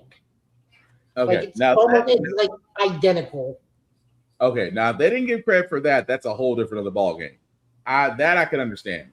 But supposedly, I don't know if they gave her permission or not. I just heard that like everyone's pointing out like this is not original. You ripped this off. It's beat for beat. Okay, because if they did that, you actually ripped off a choreography or tactical reload from that point. Okay, I understand that. Maybe they may have got permission. We don't know whether or not they got it. I can understand that gripe, but from what everybody else, because when I looked at this, I said, "Oh, that's pretty cool. We're actually gonna get to see Ebony and Ivory," and then it's like Dante doesn't reload. Out of all of that, that's your gripe. I'm like, sir, I know. Do not get me wrong. You are not gonna please everybody. I understand that. I know that. But if that's your only gripe, please go outside and go touch some grass. Because the anime so far that Netflix has done with Devil May Cry has actually been great. So yes, I am looking forward to Season 2 on May 12th. But again, like Joe said, whether or not they did rip that off from an original, we hope they gave credit. Maybe they did. We We don't have confirmation on that either way. But I'm just saying my gripe about the whole thing is just one little nitpicking thing. That's where I have an issue with. But outside of that, guys, what did y'all think of the clip overall? I think it's cool. And I was shocked when I saw everybody like kind of complaining because I'm like, they do sequence references and action shows all the time. Why are we fussing about this one? And I thought, I mean, I don't know how much you have to reference like context. Someone, I mean, everyone does the Akira slide all the damn time. So what is the difference here? Let me see. And then, the last My Hero movie, everyone fucking praises, and they straight up just copy domain expansion for one of the powers. Yep. So yeah, I was shocked at the issue. I just watched the first season. Lady kind of annoyed the hell out of me the entire time. I'm told she's normally not that type of character. Oh, no, she's way worse. She's way worse to a point to where she just throws that man in constant danger. But yeah. Constant danger versus just being an airhead the entire show. Like, I felt like her team could have been much better than just cannon fodder. And once they all got locked in a room, I'm like, here comes the character development. Only not because, that family houses her and she still tries to shoot him. Mm-hmm. Yeah, she just annoyed the piss out of me every episode. And I'm told she's normally written better. So I'm just hoping they do better with that now that she doesn't. Clearly, it's going to be her and Dante's brother in the show. Yeah. Not sure what we're doing with Kevin Conroy as the vice president no longer being around. I just need her not to annoy me as much as she did in season 1, especially when we realize that all the shit that's happening is her fault. Fair enough. John, wait for him to come back. I think his connection got lost for a second.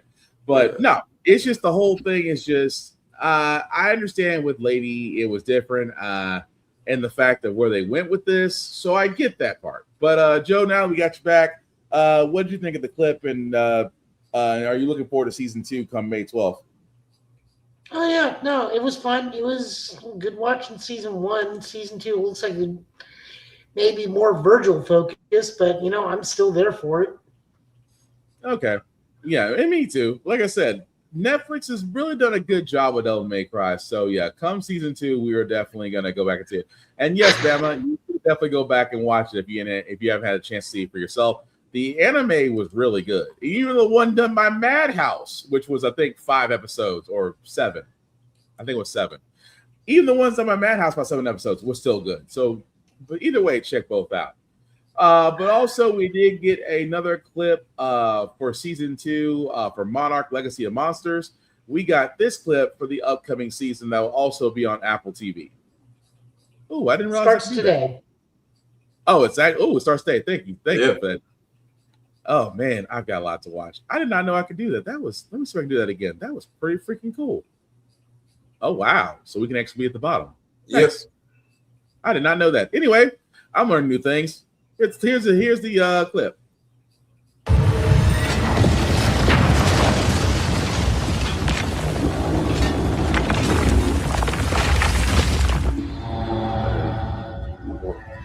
Wait, you don't feel it? No, okay, I don't feel anything. Okay, I definitely feel that. No, I feel it.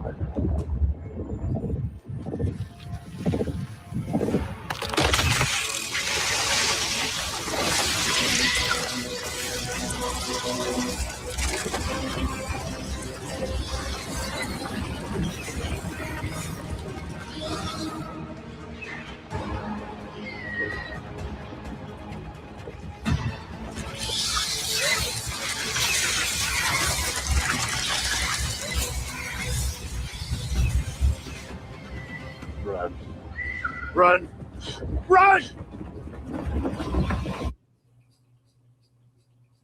All I gotta say is somebody's got a bug problem. So that was the clip from Legacy of Monsters on Apple TV for season 2. As Joe said, it's up right now. So if you do get a chance to watch it, definitely will. I will definitely be catching that a little bit later on. But yeah, still rooting for Kurt Russell's son. I have to remember we're not rooting for John Walker because that's rule number 2 on this show. But fellas, what are we thinking so far from the clip? I'll check it out. I'm curious to see how it potentially sets up Space Godzilla or space whoever is coming in the next film, because we've confirmed that like some kaijus can be aliens, but not all aliens are kaiju. So right, which is weird. But yeah, Joe, what about you? You're muted, Joe. I'm just looking forward to it. I'll start watching that tomorrow. Yeah, I'm definitely going to be doing that. Well, the last clip that we have before we get to our TV and anime reviews also is from Netflix, because we did get an exclusive look at the next season of One Piece. I'm looking forward to this one because, again, I think all of us are One Piece fans, and they have actually been doing the show justice.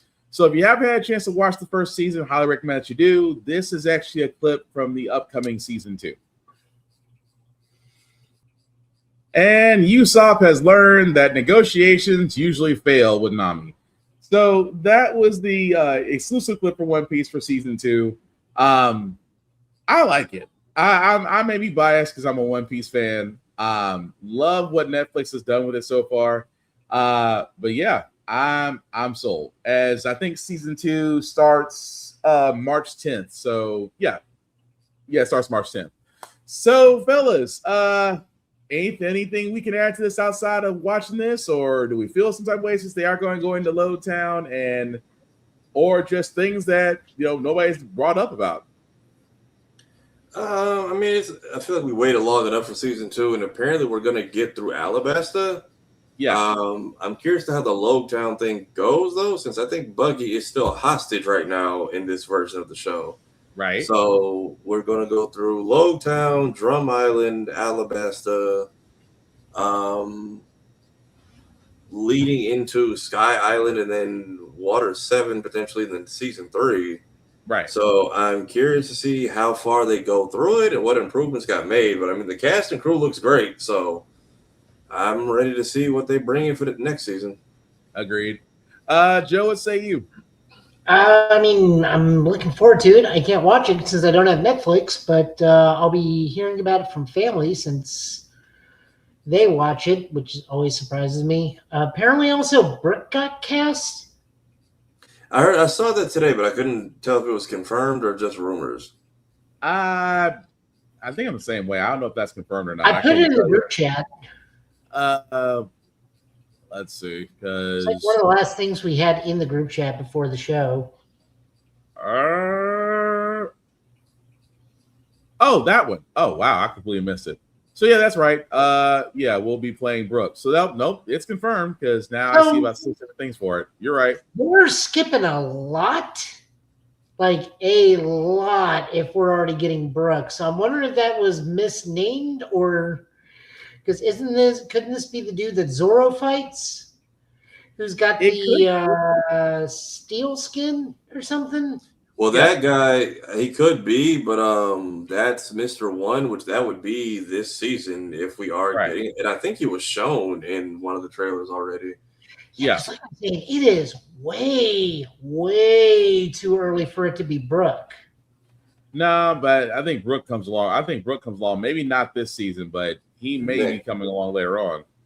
I feel like they do Alabasta, then Skypiea, then Skypiea, Punk Hazard.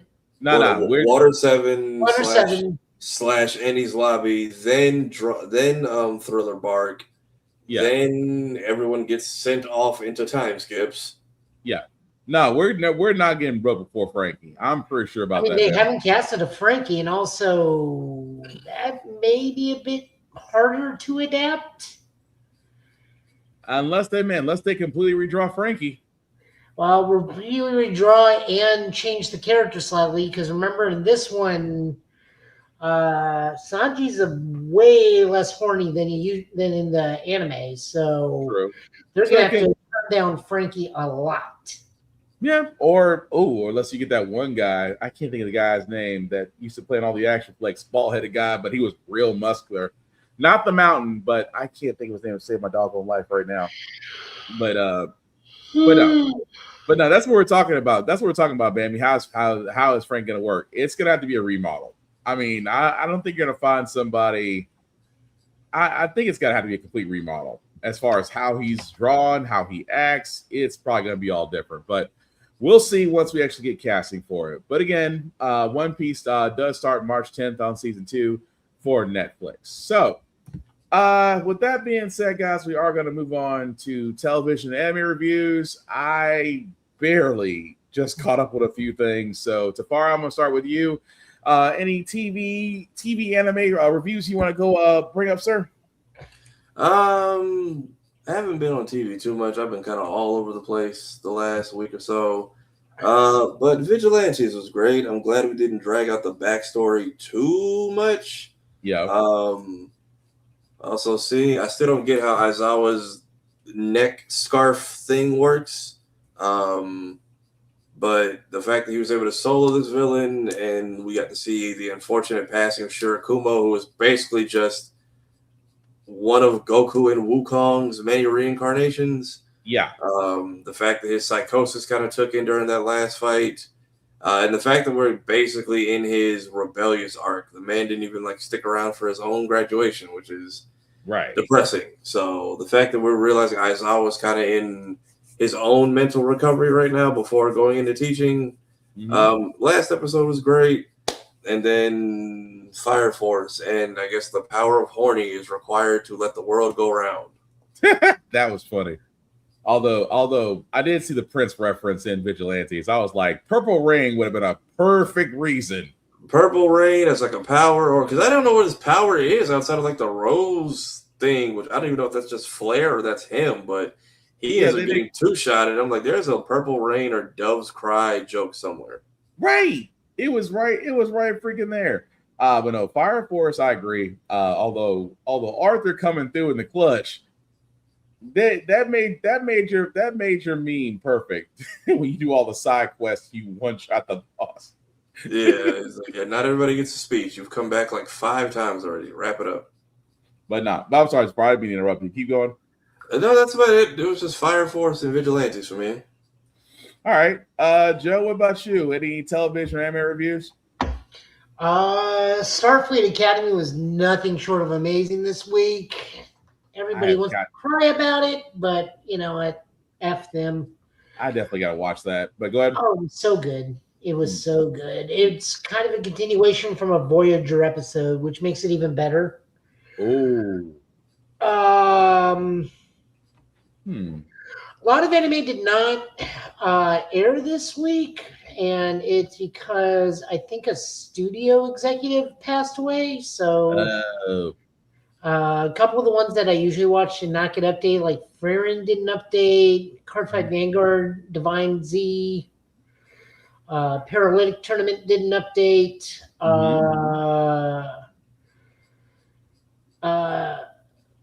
Sentenced to be a Hero was on, and that was fantastic as always. The animation is always good, and they're in a port city dealing with people trying to assassinate the sword goddess, and they're starting to figure out there are fairies that are masquerading as humans now. That's not great.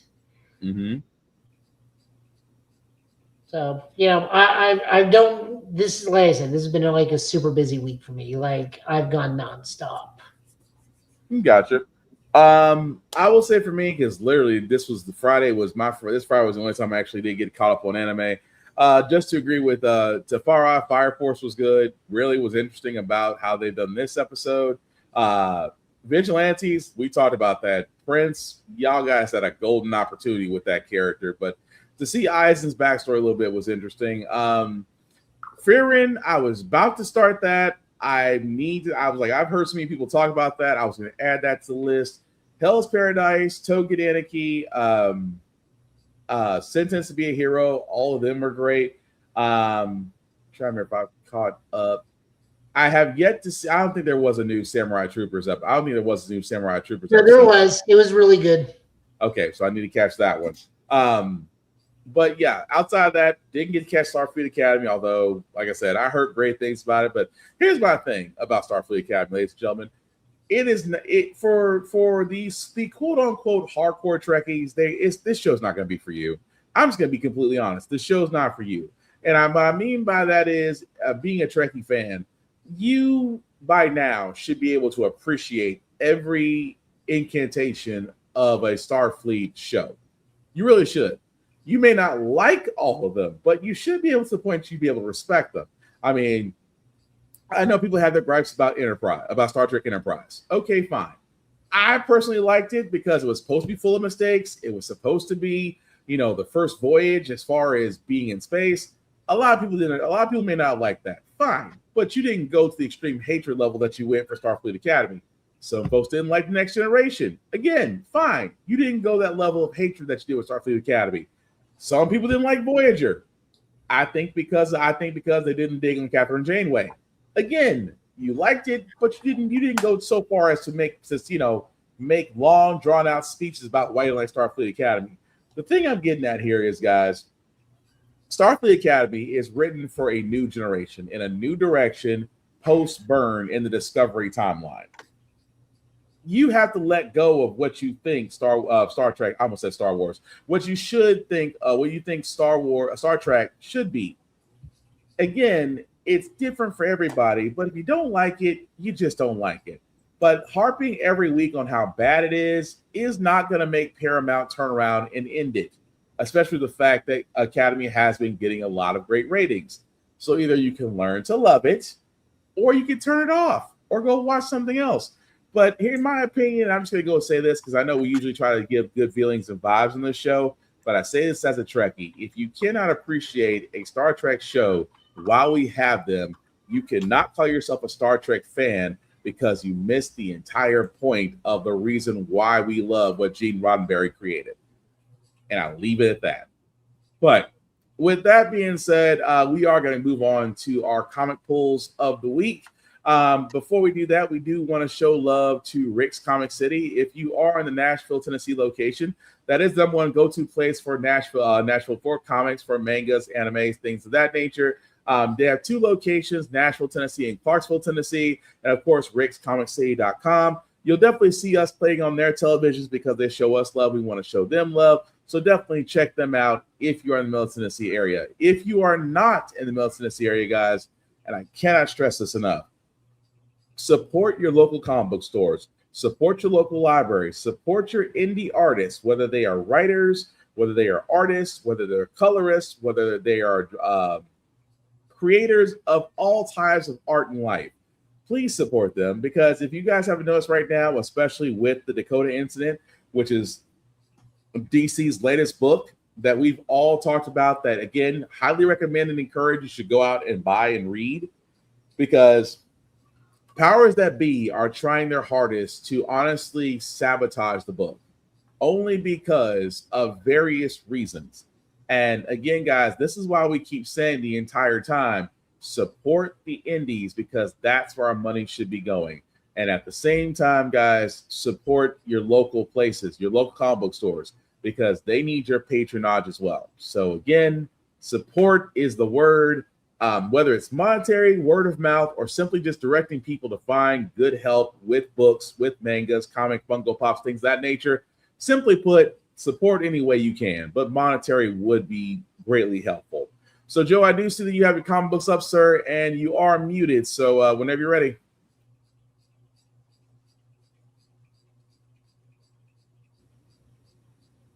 Do you want to try and put us at the bottom of the screen again?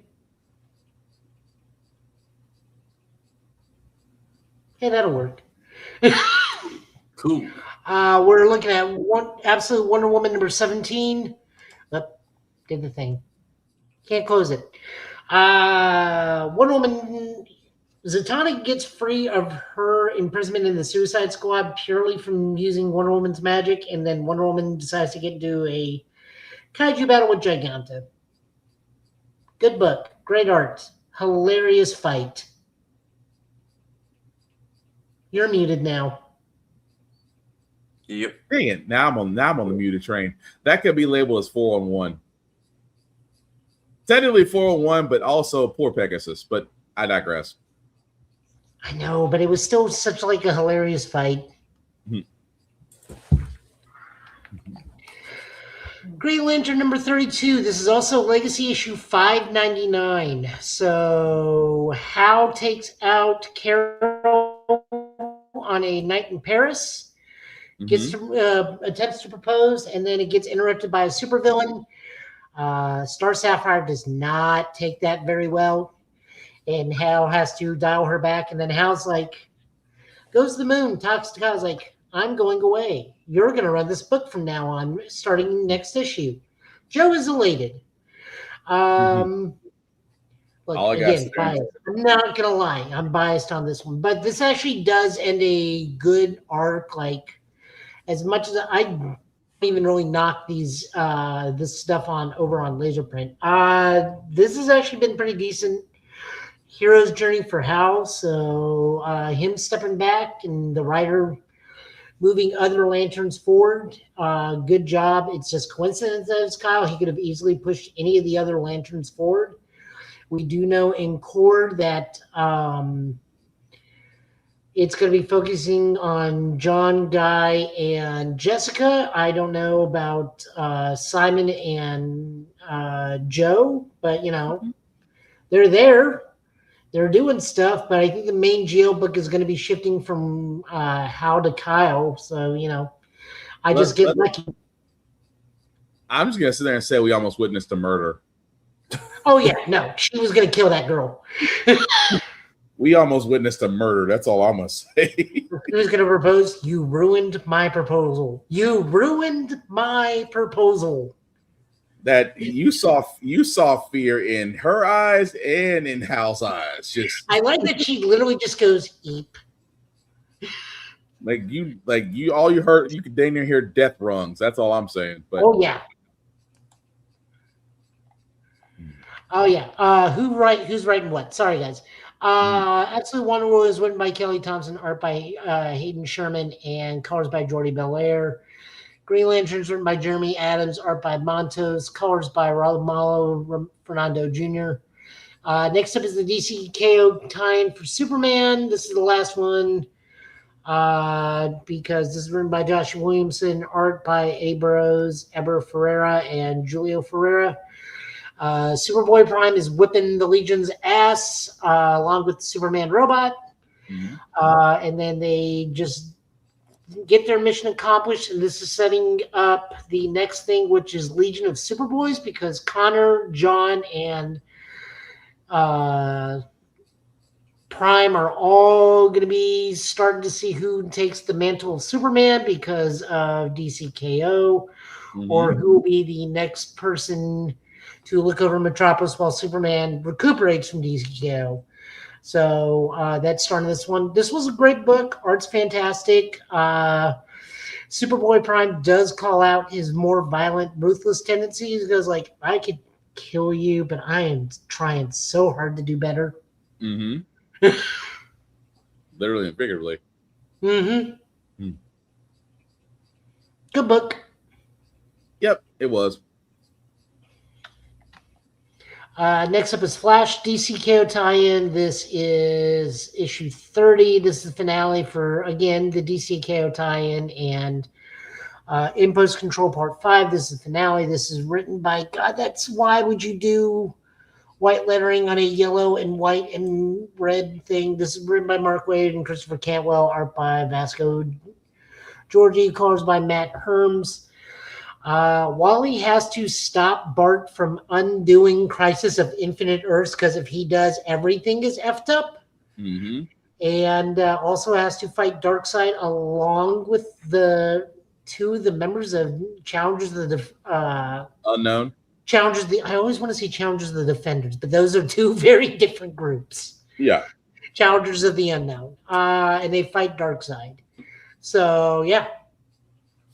It was interesting. I was like, that was a lot going on for a short one, but it was definitely interesting. The fact that you got to see the Challenge of the Unknown as well as Impulse, and yet Darkseid did not predict this. He kept on saying what do you say? Barry's going to do exactly what you expect him to do, and Wally's going to do what you expect him to do. But Bart was the wild card.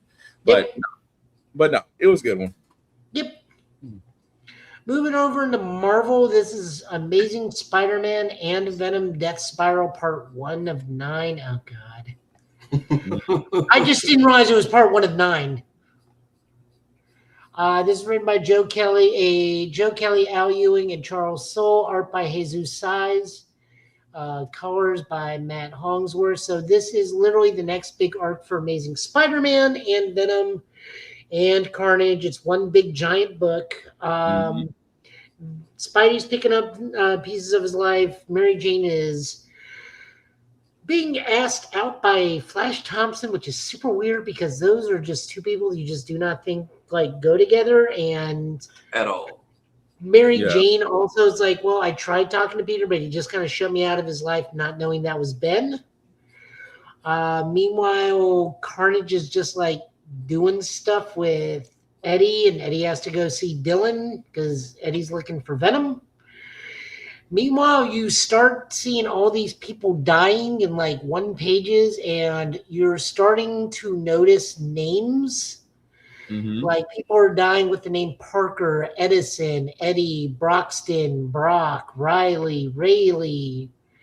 And apparently there is a null-like being or who has the symbol of null who is Carnage is in a group chat with on orchestrating these murders of everyone named similar to the Spider-Man family. And to a lesser extent, the Venom family. And art's okay. The story is very confusing because I'm not reading Carnage and only looking in on Venom every so often. So glad I'm not the only one. Okay. So glad I'm not. The only thing I have that tangibly relates to Carnage is the new Avengers book, which we all know I'm only reading that because it's just Thunderbolts. I'm along the lines of just, okay, maybe, because they're trying to do a lot. And again, I know I'm not the biggest fan of Venom with Mary Jane and then Eddie Brock and Carnage. I was like, okay, let's. And then you have, again, the protagonist Spiral, literally. I'm like, okay, let's see where it goes. It's not a bad idea. I'm just not seeing the plan on this one, but willing to see if issue 2 and 3 will change my mind. Yeah.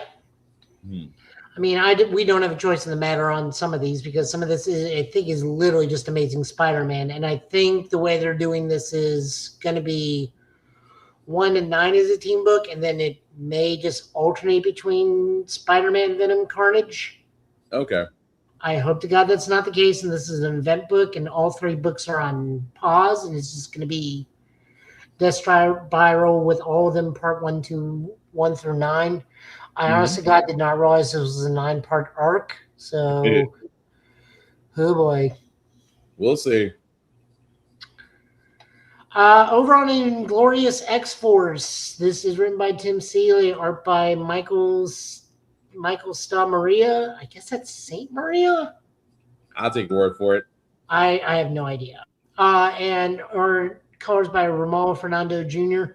So the crew goes and takes on a cult, and the cult expunges the Demon of Vengeance from Dakin, meaning he's no longer Helverine. And I looked into this. This is actually tying it into a larger thing because Marvel just killed Danny Ketch and their sister, who is also a spirit of vengeance. Dang. So far, the only one they have that are the spirits of vengeance, not revenge. Those are 2 different things. Is Johnny Blaze and that Native American Ghost Rider that rides the horse. Yeah. They're slowly depowering or killing off other Ghost Riders, and I want to know why. Should be interesting.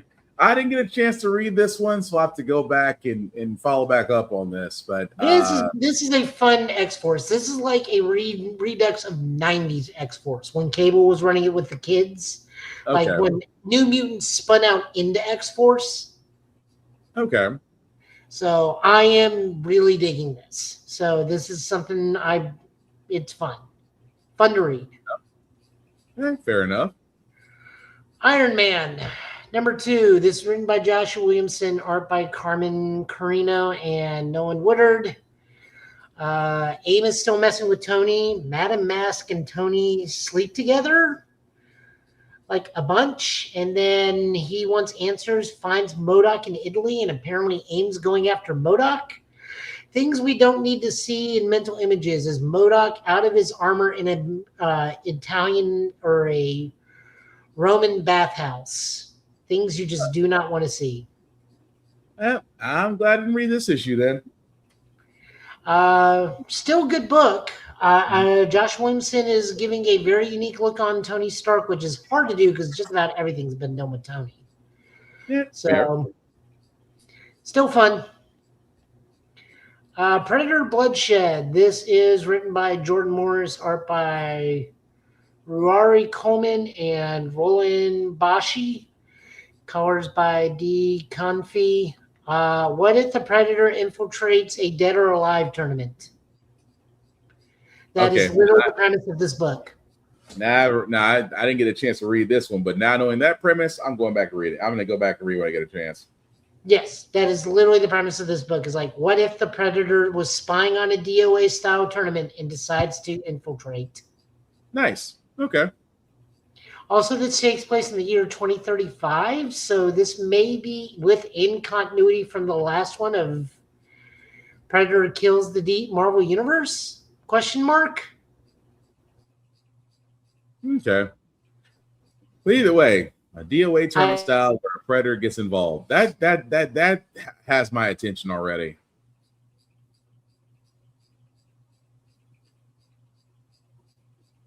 I would think, but yeah. Uh-oh. Yeah, we give him a second. It's probably got to load back in. Yeah, probably so.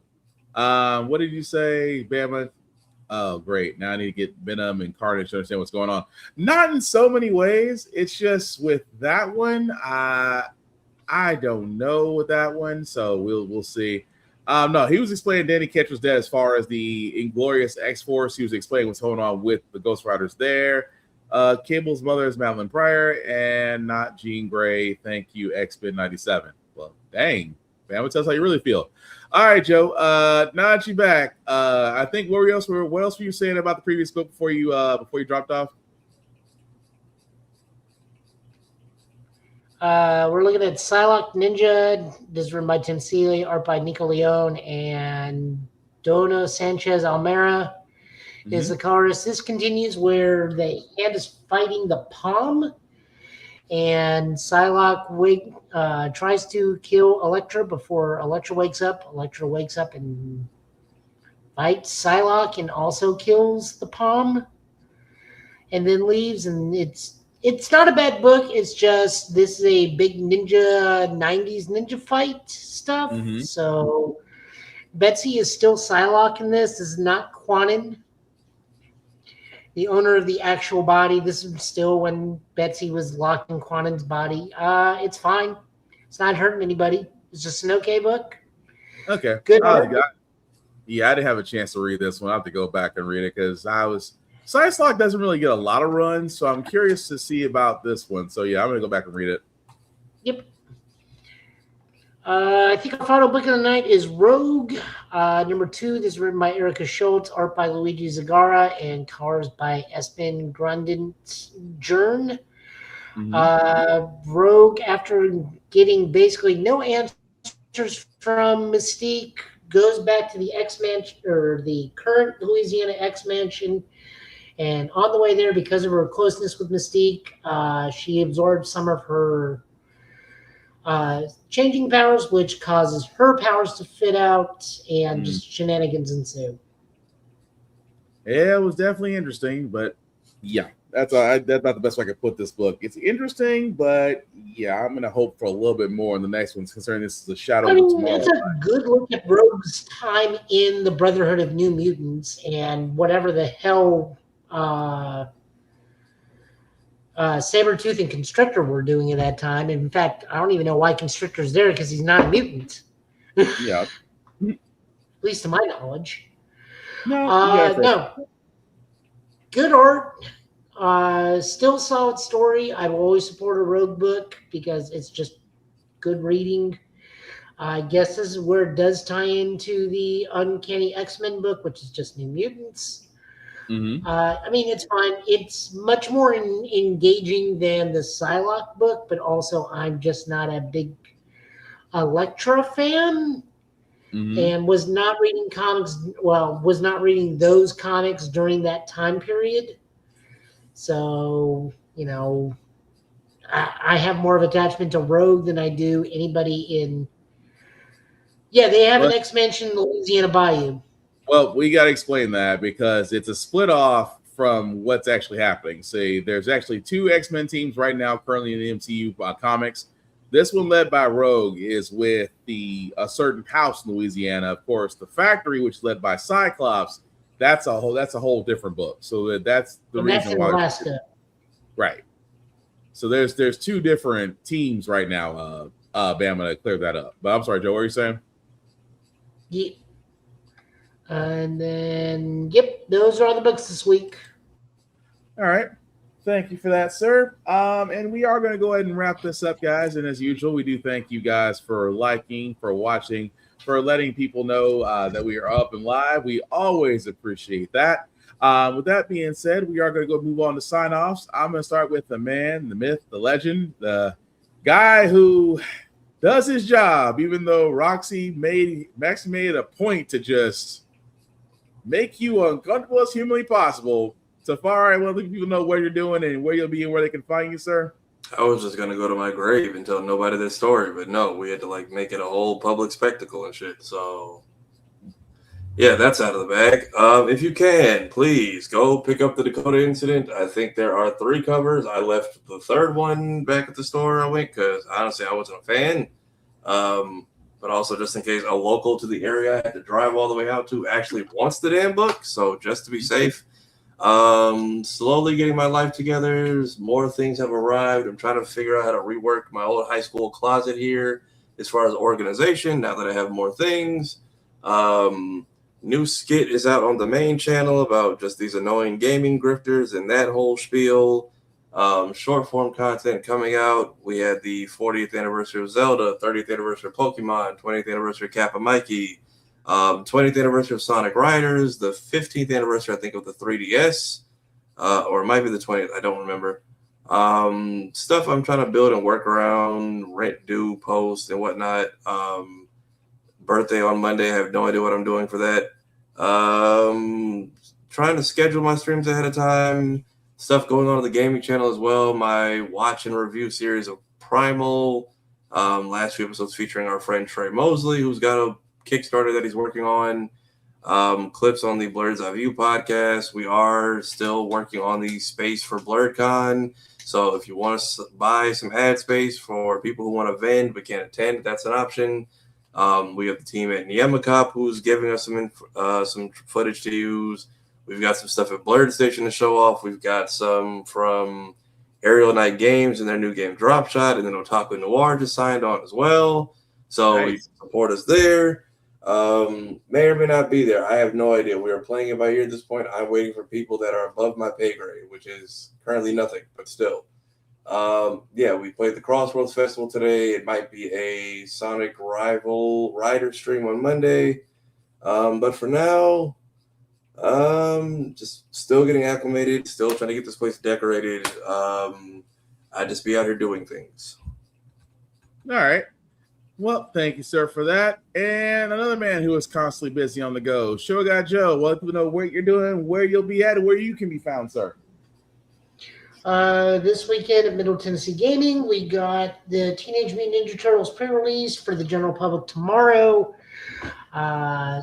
Surprisingly, as much as everybody dislikes Universes Beyond, a lot of people are admitting that this is actually a very solid set. Even big names in the Magic the Gathering YouTube community, you can literally see the pain on their face when something like this happens, because they don't want to like it because it's not purely Magic the Gathering, but they also have to admit it's not bad. It's a decent set. We've been playing some of the worst music you possibly can. That's right. We are playing the Teenage Mutant Ninja Turtles coming out of their show 1990 tour album and the Total Turtle Christmas album. So God, everybody in that thing knows we got to get a gift for Splinter. Nice. I got Deus Ex Machina Scion of War because it was like super cheap and on sale, so I may stream that if I ever find the time. I'm gearing up for when Monster Hunter Stories 3 comes out in 2 weeks. So we will be definitely streaming that because I do want to do that. I am just trying to farm as much crap from the demo because certain things in the demo does carry over. So I'm trying to farm armor and weapons because I have no idea how much of a head start that'll give me, but it will actually give me a decent starting point. Other than that, just, come visit Middle Tennessee Gaming. Don't come visit my other job. I don't want to see you at a hospital. Other than that, I think we just got cons slowly starting back up. So, that's about it. All right. As you can see, why would I do that to myself? Why would I not do that to myself, Bama? Like, I grew up on that more than most people did. I was there when Shredder tossed an album of New Kids on the Block into the Music Annihilator on stage. What are you talking about? I was there when I had to listen to Splinter and talking about skipping stones. Good Lord. All right, Joe. Thank you for that. Before I do get to myself, guys, I do want to point out those also that we also want to show love to. Shout out to APR TV. Why? Because the show can be seen on APR TV. It's an app that's on the Roku device as well as for Amazon Fire TV. You can definitely check out our show and other shows on APR TV. You will definitely not be disappointed. Also, BlurStation.com. Tafara TV talked about this, guys. For BlurCon, there is a continuous stream that's going to be happening during BlurCon in Washington, D.C. next week. Next weekend, I should say. As he said before, if you do have a show or some sort of thing that you want to advertise on the Blur Station live stream, simply go to BlurStation.com, hit the live stream button, and if you'll scroll down, you'll see our 4 tiers of advertising. Pick the one that actually best suits you, and then from there on, your product or show or whatever you want to advertise will be shown continuously on the BlurCon live stream. Also, Blur Station is a streaming service as well. $10.99 a month to stream on Blur Station for all your movie, television, game show, and things needs. And they can also be streamed on all smart devices. Also, check us out on YouTube at the GB Podcast, where you can like, share, subscribe, hit the notification button whenever we do put up a short. For example, we did put up Joe's review of the Excavarion Trigger and other shows, things as well, when we do go live. Again, guys, we cannot do any of this support without you. So definitely like, share, subscribe, tell a friend so they can like, share, and subscribe, and we can actually grow our page. We would certainly appreciate it. Our podcast can also be found on Apple Pod or wherever podcasts can be found. So Apple Music, Spotify, things of that nature, whether just audio only or audio and video, you can definitely check us out there. Also, check out Blurred's Eye View. Why check out Blurred's Eye View? Because it's the show that myself and Tafari, along with others, are on. And of course, every Tuesday and Thursday. I believe we'll be off this week because some of our people will be prepping for BlurCon. But you can check out every previous show that we've done at Blurred's Eye View on YouTube. You can also subscribe to all of us from the Blurred's Eye View page. Check out Room Full of Blurs. She just actually wound up doing 2 panels at VirtuousCon this past weekend, but you can definitely check her out. Subscribe there. I think she last minute has an interview tomorrow too. She just posted about it, but let me see if I can find who it is. She is. Dang, what's their name? I remember seeing it and I forgot it just as fast. JP of the Comic Sunmask podcast. Yeah, that's him.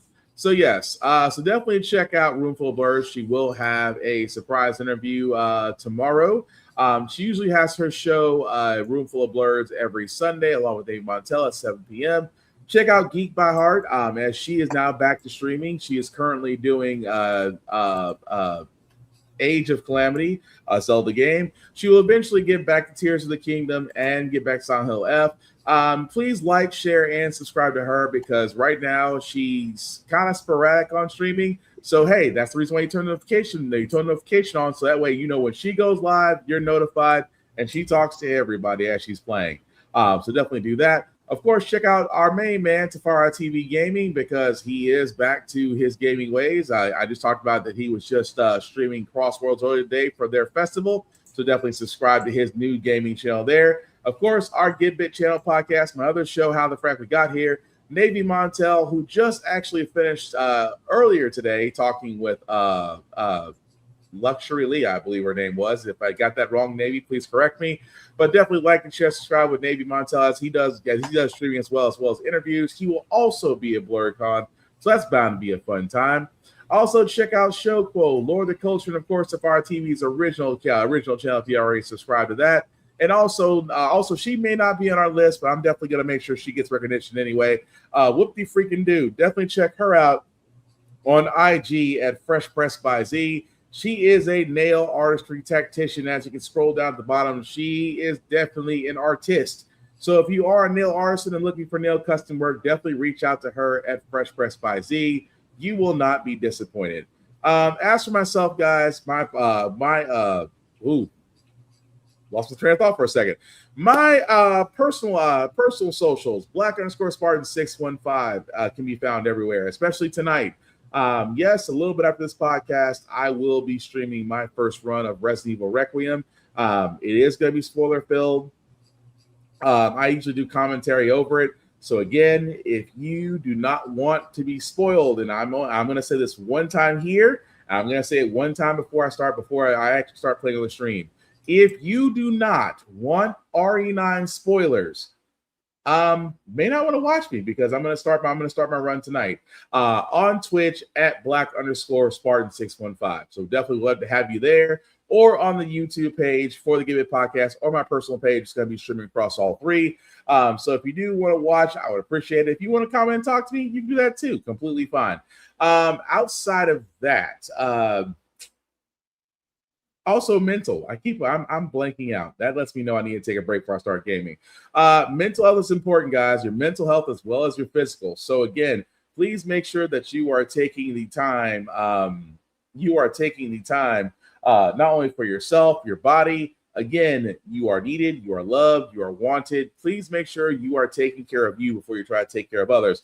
And also, men out there, time to go to the doctor. I will work out like a maniac, but guys, please go to the doctor. Please get yourself checked out. Make sure everything's up and running, because you definitely want to make sure that you're fine. You don't want something to sneak up on you that could have been taken care of a long time ago, but now you're playing Russian roulette the wrong time. So please get checked out. Do more than the physical, because a lot of us are at that age where a lot of other things got to get checked. Yes, it sucks, but you still need to do it. Like Joe said, cons are revving back up, so the rules still do apply. Don't believe the rules? Go to Safari TV. He's got 5 videos explaining how to prep, what to do, and what to do afterwards. So you have no excuse. I have 3 rules. Respect the cosplayer at all times. Cosplay is not consent. Please treat people like human beings. It's not that freaking hard. Number 2 is hygiene. Please wash your ass, wear clean clothes, wear a mask. Again, be sanitary. There's too many stuff going out there right now for everybody to get sick and catch a cold and put you down. And the last rule that I have for myself, that I have for everybody else: be nice, be kind, talk, share, introduce, and encourage people to fandoms. Don't be a dick, and you won't get jumped. At the same time, guys, it is the weekend. I understand people want to wind down. People are just trying to relax because of the world we live in. Guys, please make smart decisions. Go home and be home safely. Nobody wants to be in jail over the weekend. But with that being said, hopefully we'll be back here next weekend. Same Get Bit time, same Get Bit channel, with news and videos of the week. Give me a little bit, guys, before we start the stream tonight on Twitch and on YouTube. Still can't do Facebook yet because I'm in Facebook jail. It's a whole other story. But definitely we'll catch you guys there. Outside of that, fellas, any last words we call tonight? Rest and relaxation is important. Tomorrow is sleep late day. Take advantage if you can. Unless you got kids. Joe? No, do what the world says. I know I'm going to. I'm sleeping into at least 7. Fair enough. With that being said, guys, again, we thank you. I've been Spartan. He's been Joe. He's been Tafari TV. This has been the Give It podcast for tonight, guys. Thank you for watching. Please take care of yourselves and each other, and I promise we'll get through this. Live long and prosper, guys. We are out, and I will see you guys on Resident Evil Requiem in a few minutes. Peace.